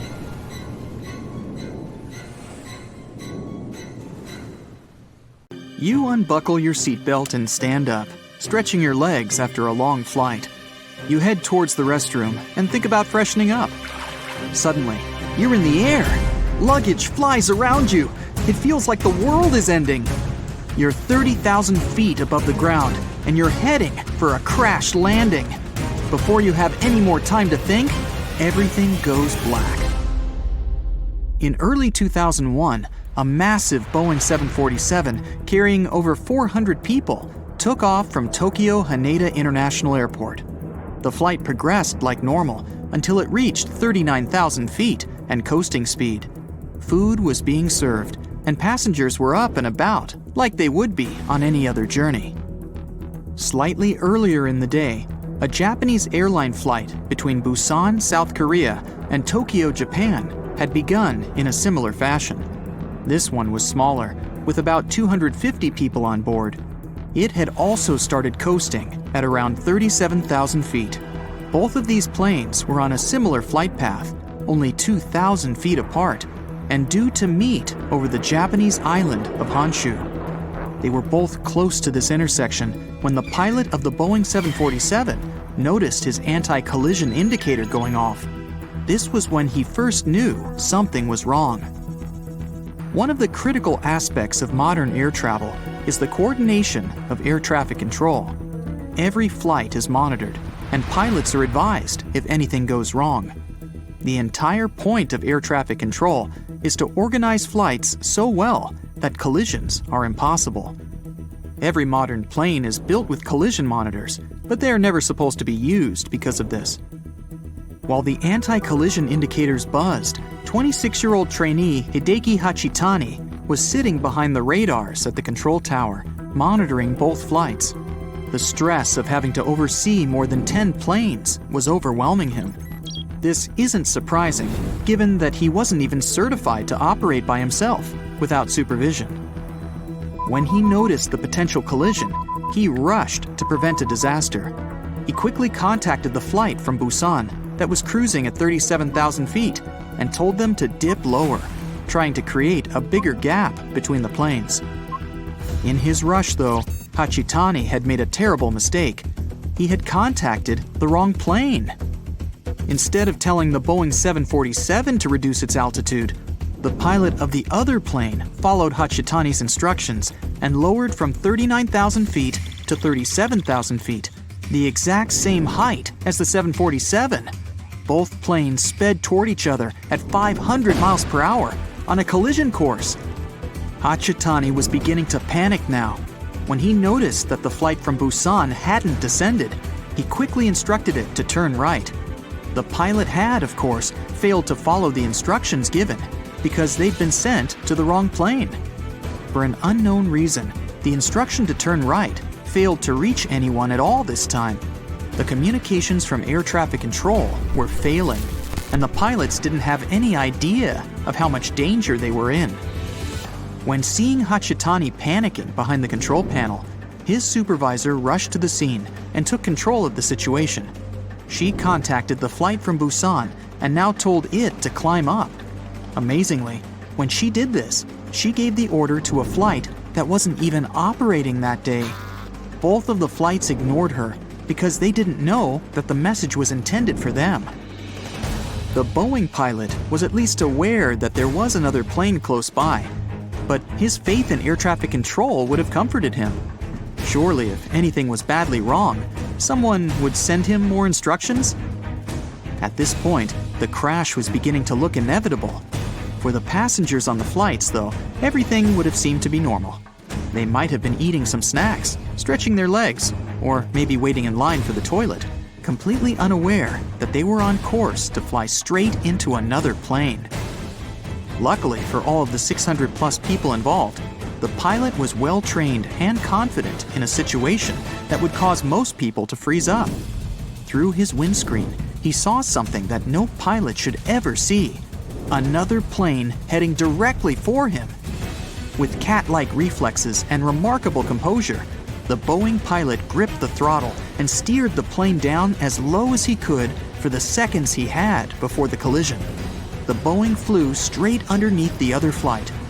Imagine being a pilot and seeing the ground in front of you instead of the sky. They both made it out intact. This man had saved the lives of more than 600 people. That isn't to say that everyone got out without a scratch. The passengers were completely unaware of the entire incident, so barely any were buckled in. They were powerless as the change in direction threw them against the inside of the plane. Out of nowhere, with the plane's sudden movement, many hit the roof with the force of a car crash. Every unsecured object and person were thrown through the air. Some might have even felt like the plane had just hit the ground. Miraculously, only 7 passengers and 2 crew members were seriously injured, and the rest only received minor injuries. The pilot circled back to Tokyo to allow all of the injuries to be treated. Thanks to the quick response of medical teams and unbelievable decision-making and skill shown by the pilot, everyone on the flight survived. Every time you travel on a plane, you're signing up to shoot through the sky at speeds of up to 500 miles per hour in a fragile metal shell. You're surrounded by enormous, dangerous motors, 6 or 7 miles above the ground. Surely there's no way you'd survive if the plane itself started to fail. The Hudson Bay landing shows that skilled pilots can overcome seemingly insurmountable odds. On January 15, 2009, Flight 1549 was set to fly from New York to North Carolina. The pilot, Chesley Sullenberger, was a former jet pilot who converted to commercial flights in the 1980s. The sky was clear and the conditions were favorable. It was a typical flight for all of the 155 passengers on board, until the worst happened just a minute and a half in. As the plane climbed to 3,000 feet, they hit a flock of Canada geese. They hit the entire plane, but most importantly, some geese got caught in both engines. When Sullenberger realized that his engines were failing, he contacted air traffic control. They ordered him to land back at the airport, but he realized that it was impossible. With failing engines and no clear runway to land on, he had to take control of the situation to save the lives of everyone on board. Without full control of his plane, he wasn't able to operate at the normal altitude. He flew so low that he passed over the George Washington Bridge at only 900 feet. The people on the bridge were terrified to see the plane so close, but they had no idea how bad things were on board.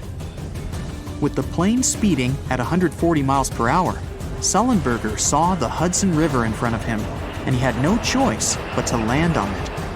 Everyone in the control tower was shocked to hear what he had to do, but there was no other option.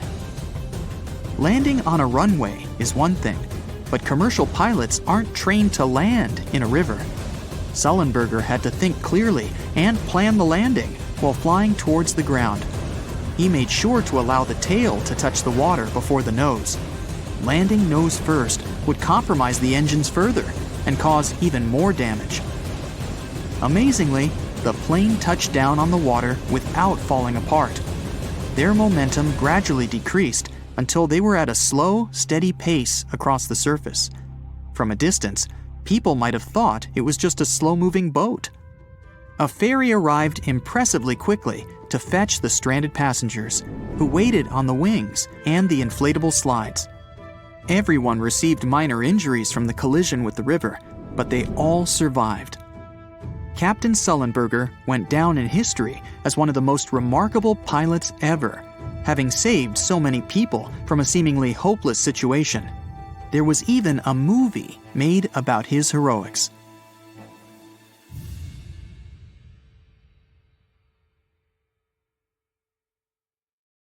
The moon shines brightly and illuminates the black water of the ocean. Thick fog descends on it in ominous silence. Then, it's suddenly broken by the creaking of wooden boards, followed by a rippling of the waves. Through the fog, you see the outline of an old, large ship. Its hull is rusty, and a strange cold is coming from it. But the most unsettling thing is that there's no one on the deck. The ship sails without a crew. No, this isn't a mythical Flying Dutchman, but a very real ghost ship. September 2nd, 2019. The British Royal Navy's ice patrol ship, called the HMS Protector, sails through the calm waters of the Atlantic Ocean. The time is 11 p.m. Some of the ship's crew are on deck, while others are sleeping in their cabins.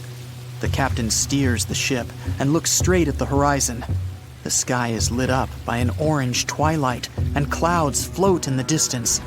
Suddenly, against this beautiful landscape, one of the sailors notices the black silhouette of an unknown ship. The captain slows down and steers the ship a little closer to the mysterious vessel. This is an old cargo ship, 250 feet long. Attempts to contact the crew members lead to nothing. It seems the unknown boat is floating in the ocean by itself. There's no one on board, at least no one alive. The deck of the ship creaks from rocking on the waves. The sun sinks below the horizon, and it gets dark. The ship looks terrifying. British sailors don't dare to climb on that strange deck. They take a photo, post it on the internet, and sail away. Many people on the internet will assume the sailors met a real ghost ship. 5 months later, we're in the village of Ballycotton in County Cork, Ireland. A local leaves the house early in the morning to go for a daily run. Music in his headphones, fresh cool air, and a scenic route are ideal conditions for a good workout. The jogger runs along the road on the coast of the Celtic Sea.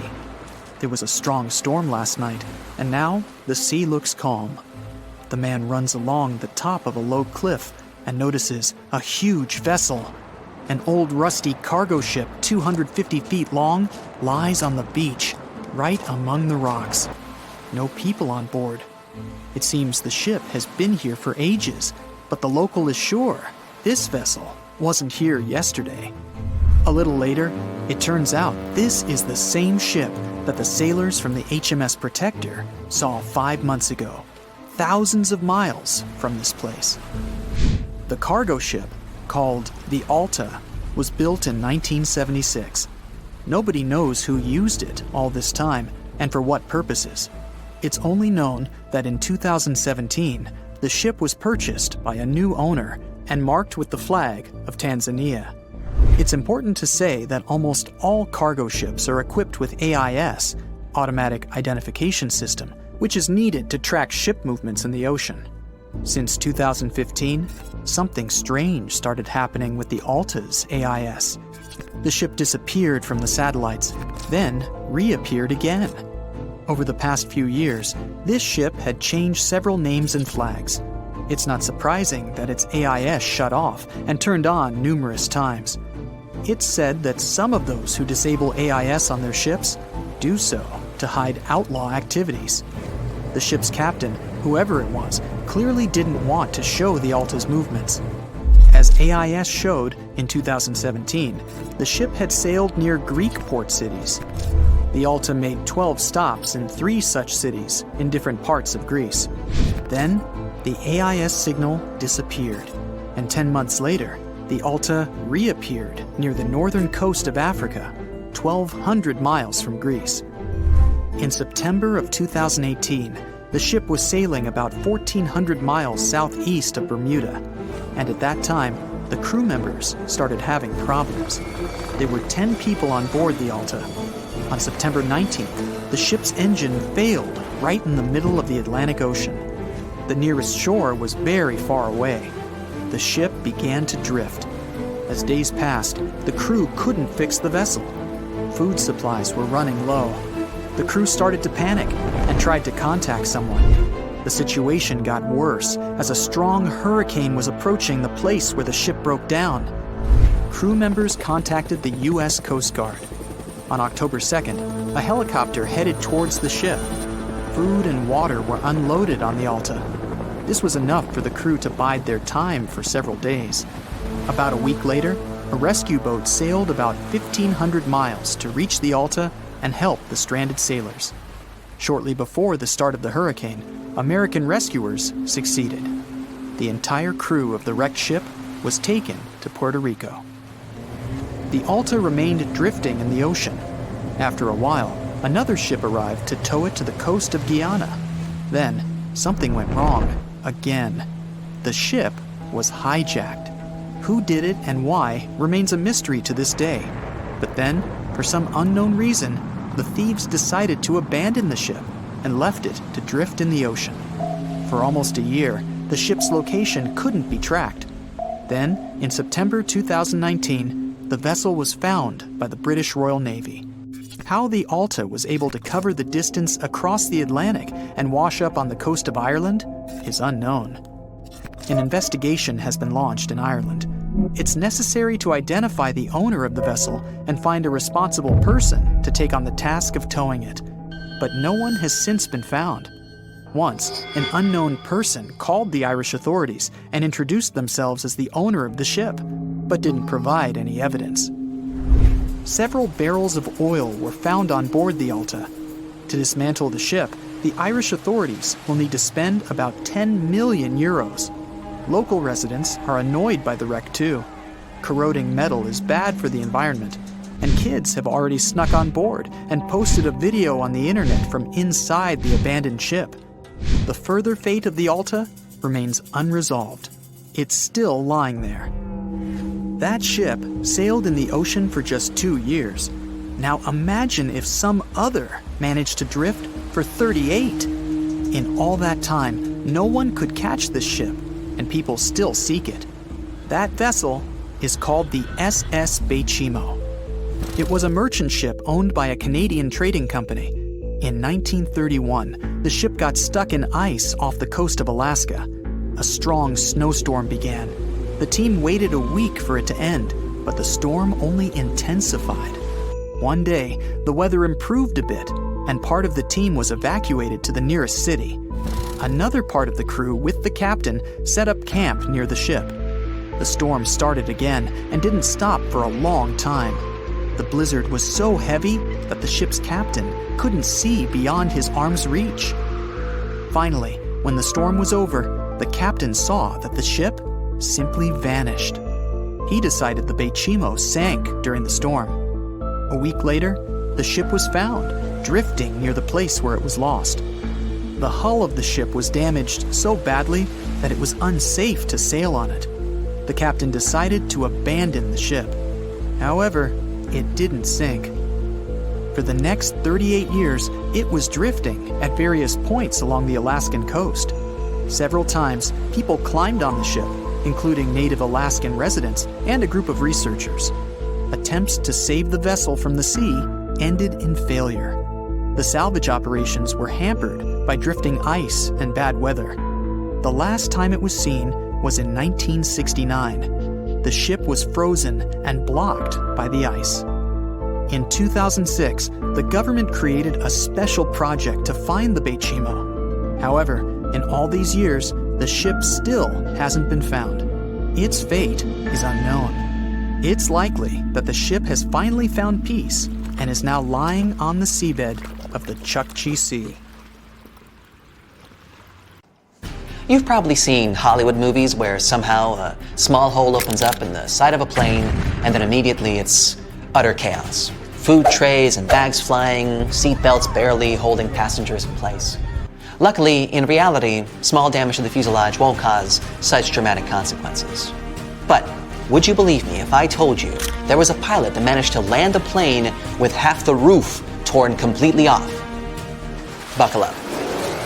At 1:25 p.m. on April 28, 1988, a 19-year-old Boeing 737 that belonged to Aloha Airlines left Hilo International Airport and headed for Honolulu. The plane was named after Queen Liliuokalani, who was the last sovereign monarch of the Kingdom of Hawaii. On that day, the aircraft already had 3 short flights from Honolulu to Hilo, Maui, and Kauai. Apologies to the people of Hawaii for any mispronounced names. Anyway, all the trips were regular and uneventful. The weather was calm, and it seemed like nothing could go wrong. The captain was experienced pilot Robert Schornsteimer, 44 years old, who had 6,700 flight hours in the Boeing 737. The first officer was Madeline Tompkins, 36 years old, who had flown more than 3,500 hours in the very same Boeing model. Early in the morning, still in Honolulu, the first officer had conducted the regular pre-flight inspection and announced that the plane was ready for the flight. At 11 a.m., the plane left Honolulu and headed for Maui and then to Hilo. When the plane arrived at the destination, the pilots didn't leave the cockpit or inspect the aircraft from the outside. After all, it wasn't a requirement, so they didn't have to. Following schedule, the plane started the last leg on their routine round trip at 1:25 p.m. There were 95 people on board the aircraft, 89 passengers, 2 pilots, 3 flight attendants, and an FAA traffic controller who stayed in the observer seat in the cockpit. After a normal takeoff and ascent, the plane got to the usual cruising altitude of 24,000 feet, and then, at about 1:48 p.m., 26 miles away from Kaului, the unexpected happened. Those who were in the cockpit heard a loud whooshing sound and then a crack, followed by the deafening sound of wind seconds later. Apparently, a small part of the roof on the left side tore loose, which led to the explosive decompression of the plane. But the worst thing was that the decompression caused a ripple effect, which led to a huge section of the airplane's roof to tear off completely. The length of the missing part was 18.5 feet long. It was all part of the aircraft's skin that covered the plane from the cockpit back to the forewing area. At first, the pilots didn't realize what had happened. The first officer, who was in control of the aircraft at that moment, felt her head jerk backward, and she noticed debris and gray pieces of insulation flying chaotically around the cockpit. When the captain turned his head, he saw that the cockpit door had disappeared, and instead of the first-class ceiling, he was staring at a clear blue sky. The plane started to roll from side to side, and it was becoming increasingly harder to control. Everybody who was in the cockpit immediately put on their oxygen masks, and the captain took over the aircraft. He prodded the speed brakes into action and began an emergency descent towards the nearest airport, which was on Maui Island. Luckily, all the passengers were in their seats at the moment when the accident happened, and since the seatbelt sight was still on, everyone had their seatbelts fastened. However, all 3 flight attendants were standing along the aircraft aisle. The one who was the closest to the front of the plane was swept out through the hole in the roof. The other 2 were thrown to the floor by a forceful jerk. But while one of them hit her head really hard and lost consciousness, the other one started to crawl along the aisle in an attempt to help passengers and calm them down.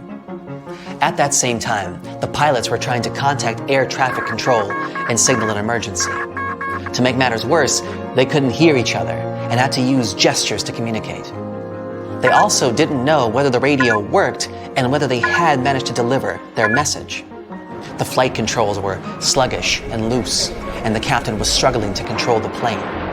The first officer, right by his side, dealing with communication and assisting the captain. It turned out that the controller hadn't been receiving the crew's messages until the aircraft descended to the altitude of 14,000 feet. Only then did the signal get through, and Maui Tower started urgent preparations for an emergency landing. The problem was that at that time, in case of an emergency, the airport control tower had to dial 911 just like anyone else. On top of that, the controller didn't catch that the passengers and crew members would need medical help. After all, the crew only announced that they had experienced a rapid decompression, so the controller wasn't aware of the entire gravity of the situation. In the meantime, the plane had already dropped to a height of 10,000 feet above sea level. The captain removed his oxygen mask and withdrew the speed brakes. The plane was steadily descending toward runway 2 of Kahului Airport. Following the captain's command, the first officer lowered the landing gear, but the indicator light didn't come on. That could mean that either they had a bad light, or they had serious problems with the nose gear. But that wasn't the only problem. As the plane was approaching the runway, the left engine failed, and the aircraft started rocking and shaking. The captain made an attempt to restart the engine, but didn't succeed. And yet, still, with the help of the reverse thrust of the second, still working engine, at 1:58 p.m., just 10 minutes after the emergency and 35 minutes after the takeoff, Aloha Airlines Flight 243 did manage to touch down on the runway of Kahului Airport and come to a complete stop.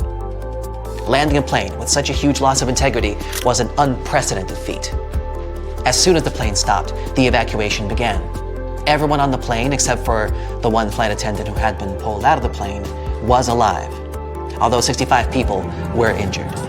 Most people had been hurt by flying debris and torn pieces of fuselage. Unfortunately, since nobody on the ground had known how serious the situation was, no ambulances were waiting for the injured.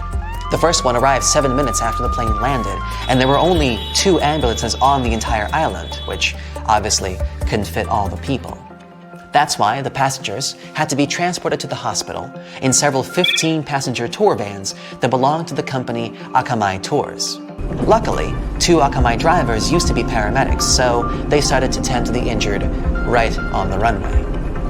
Meanwhile, airport mechanics, as well as office staff, drove the vans to the hospital, which was 3 miles away. Luckily, there were only 8 serious injuries, from which all of these passengers later recovered. As for the plane, it was damaged beyond repair and later dismantled right at the airport. The missing part of the roof disappeared and was never seen again. But what could cause such a terrible accident?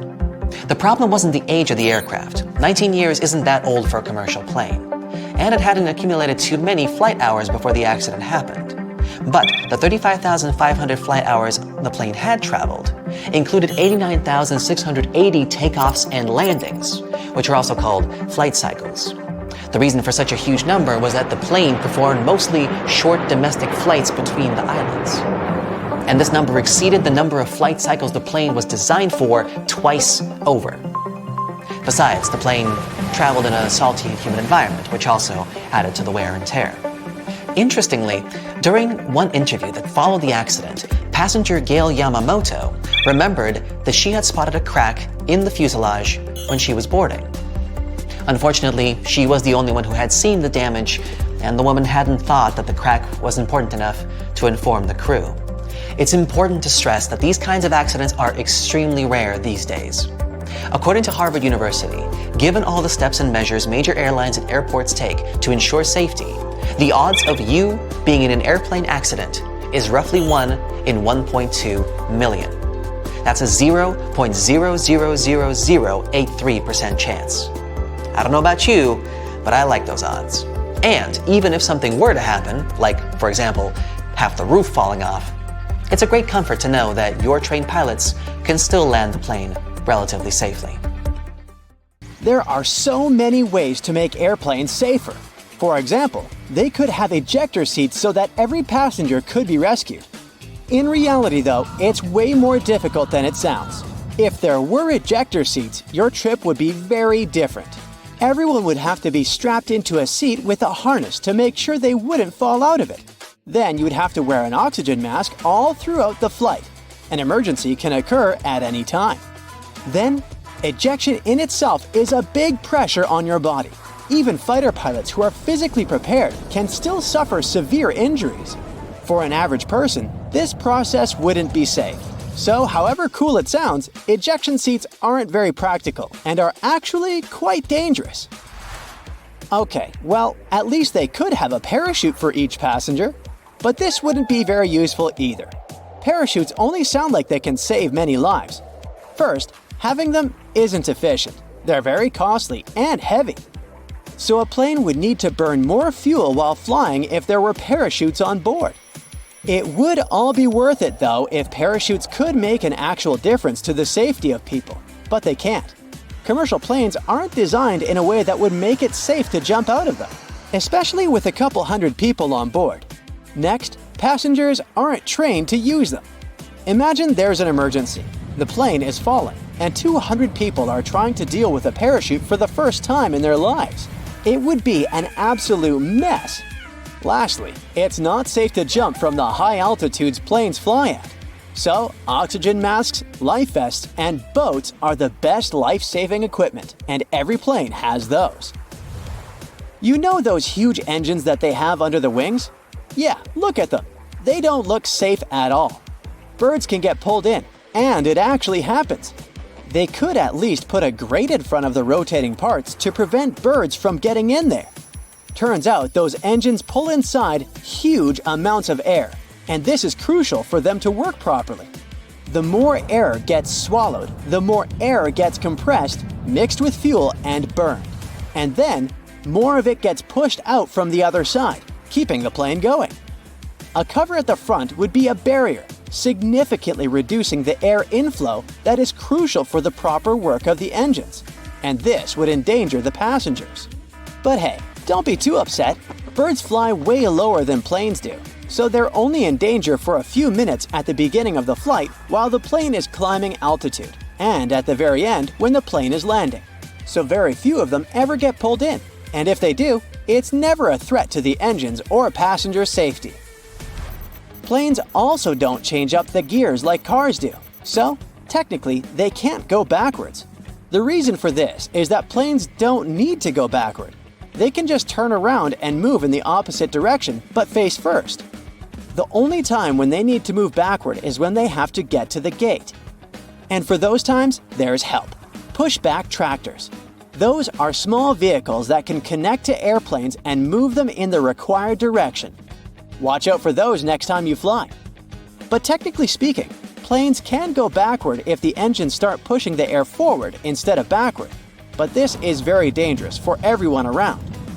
One of the very few cases when they do it is during landing, to help slow the airplane down. There are cameras on the outside that let pilots navigate taxiways better. They come in especially handy during tricky maneuvering. But do you know there are also cameras in airplane cabins?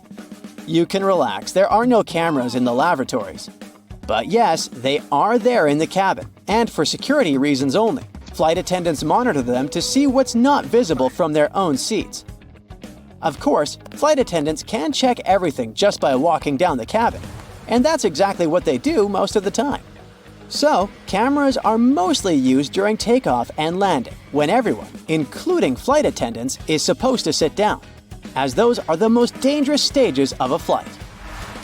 Notice that it's exactly during these stages that the rules are particularly strict. All electronic devices should be turned off or put on airplane mode, and big electronic devices should be stored away. Window blinds should be raised and tables folded. Seats should be put in the upright position. You need to have your seatbelt fastened, and so on. This is all done for safety and to ensure fast evacuation in case of emergency. So let's discuss these rules. Airplane mode on electronic devices is important to make sure that the signals that devices transmit don't interfere with the plane's electronic systems. If they interfere, they will block the radio's frequency pilots need to get their instructions. Do you remember that clicking sound a speaker makes right before your cell phone gets a call if the two devices are close? This is the sound pilots might hear while communicating with air traffic control. Now, putting away large devices like laptops is important because they might turn into obstacles if you need to get out of the plane fast in case of an emergency. All the pathways should be as clear as possible. This is why everything should be packed away, seats straightened, and tables folded. There should be nothing blocking anyone's way. And lastly, window blinds. The lights on the airplane get turned off too. Those two things are done to make sure your eyes get used to the natural light outside the aircraft. Imagine it's night, some emergency happens, and the lights that were left on suddenly go off. People need to evacuate as fast as possible, but their eyes aren't adjusted to the dark yet, and they can't see anything. This will slow everyone down. If the lights inside are out, people get used to the darkness and will be able to evacuate faster. The same goes for window blinds. If it's day and they are raised, people are used to the light outside and can evacuate faster. Another reason is that when blinds are raised during landing, people outside can see what's going on inside the plane. For example, if there's fire or smoke and where exactly. This way, they can plan the evacuation process better. Also, you might have noticed black triangles drawn above some windows on the airplane. These triangles mark the seats from which the view on the airplane's wings is the best. It's needed for the crew to find the spot as fast as possible if, in case of emergency, they need to inspect the engines, slats, or flaps. This little triangle saves the plane crew a lot of time. We do talk about emergencies a lot, but they really don't happen often. It's more dangerous to drive a car than to fly by plane, and most of us get in the car every day. Yet, the fear of flying is still very much out there, and people can get superstitious. In many cultures, the number 13 is considered unlucky, so airplane companies that often fly to those destinations just omit row 13. It's a small thing to do, but it can spare a few anxious passengers who happen to sit in row 13. In other cultures, like in Italy and Brazil, 17 is the unlucky number, and some aircraft have both rows 13 and 17 missing. In airplanes that fly to China, they can often omit row 14 instead.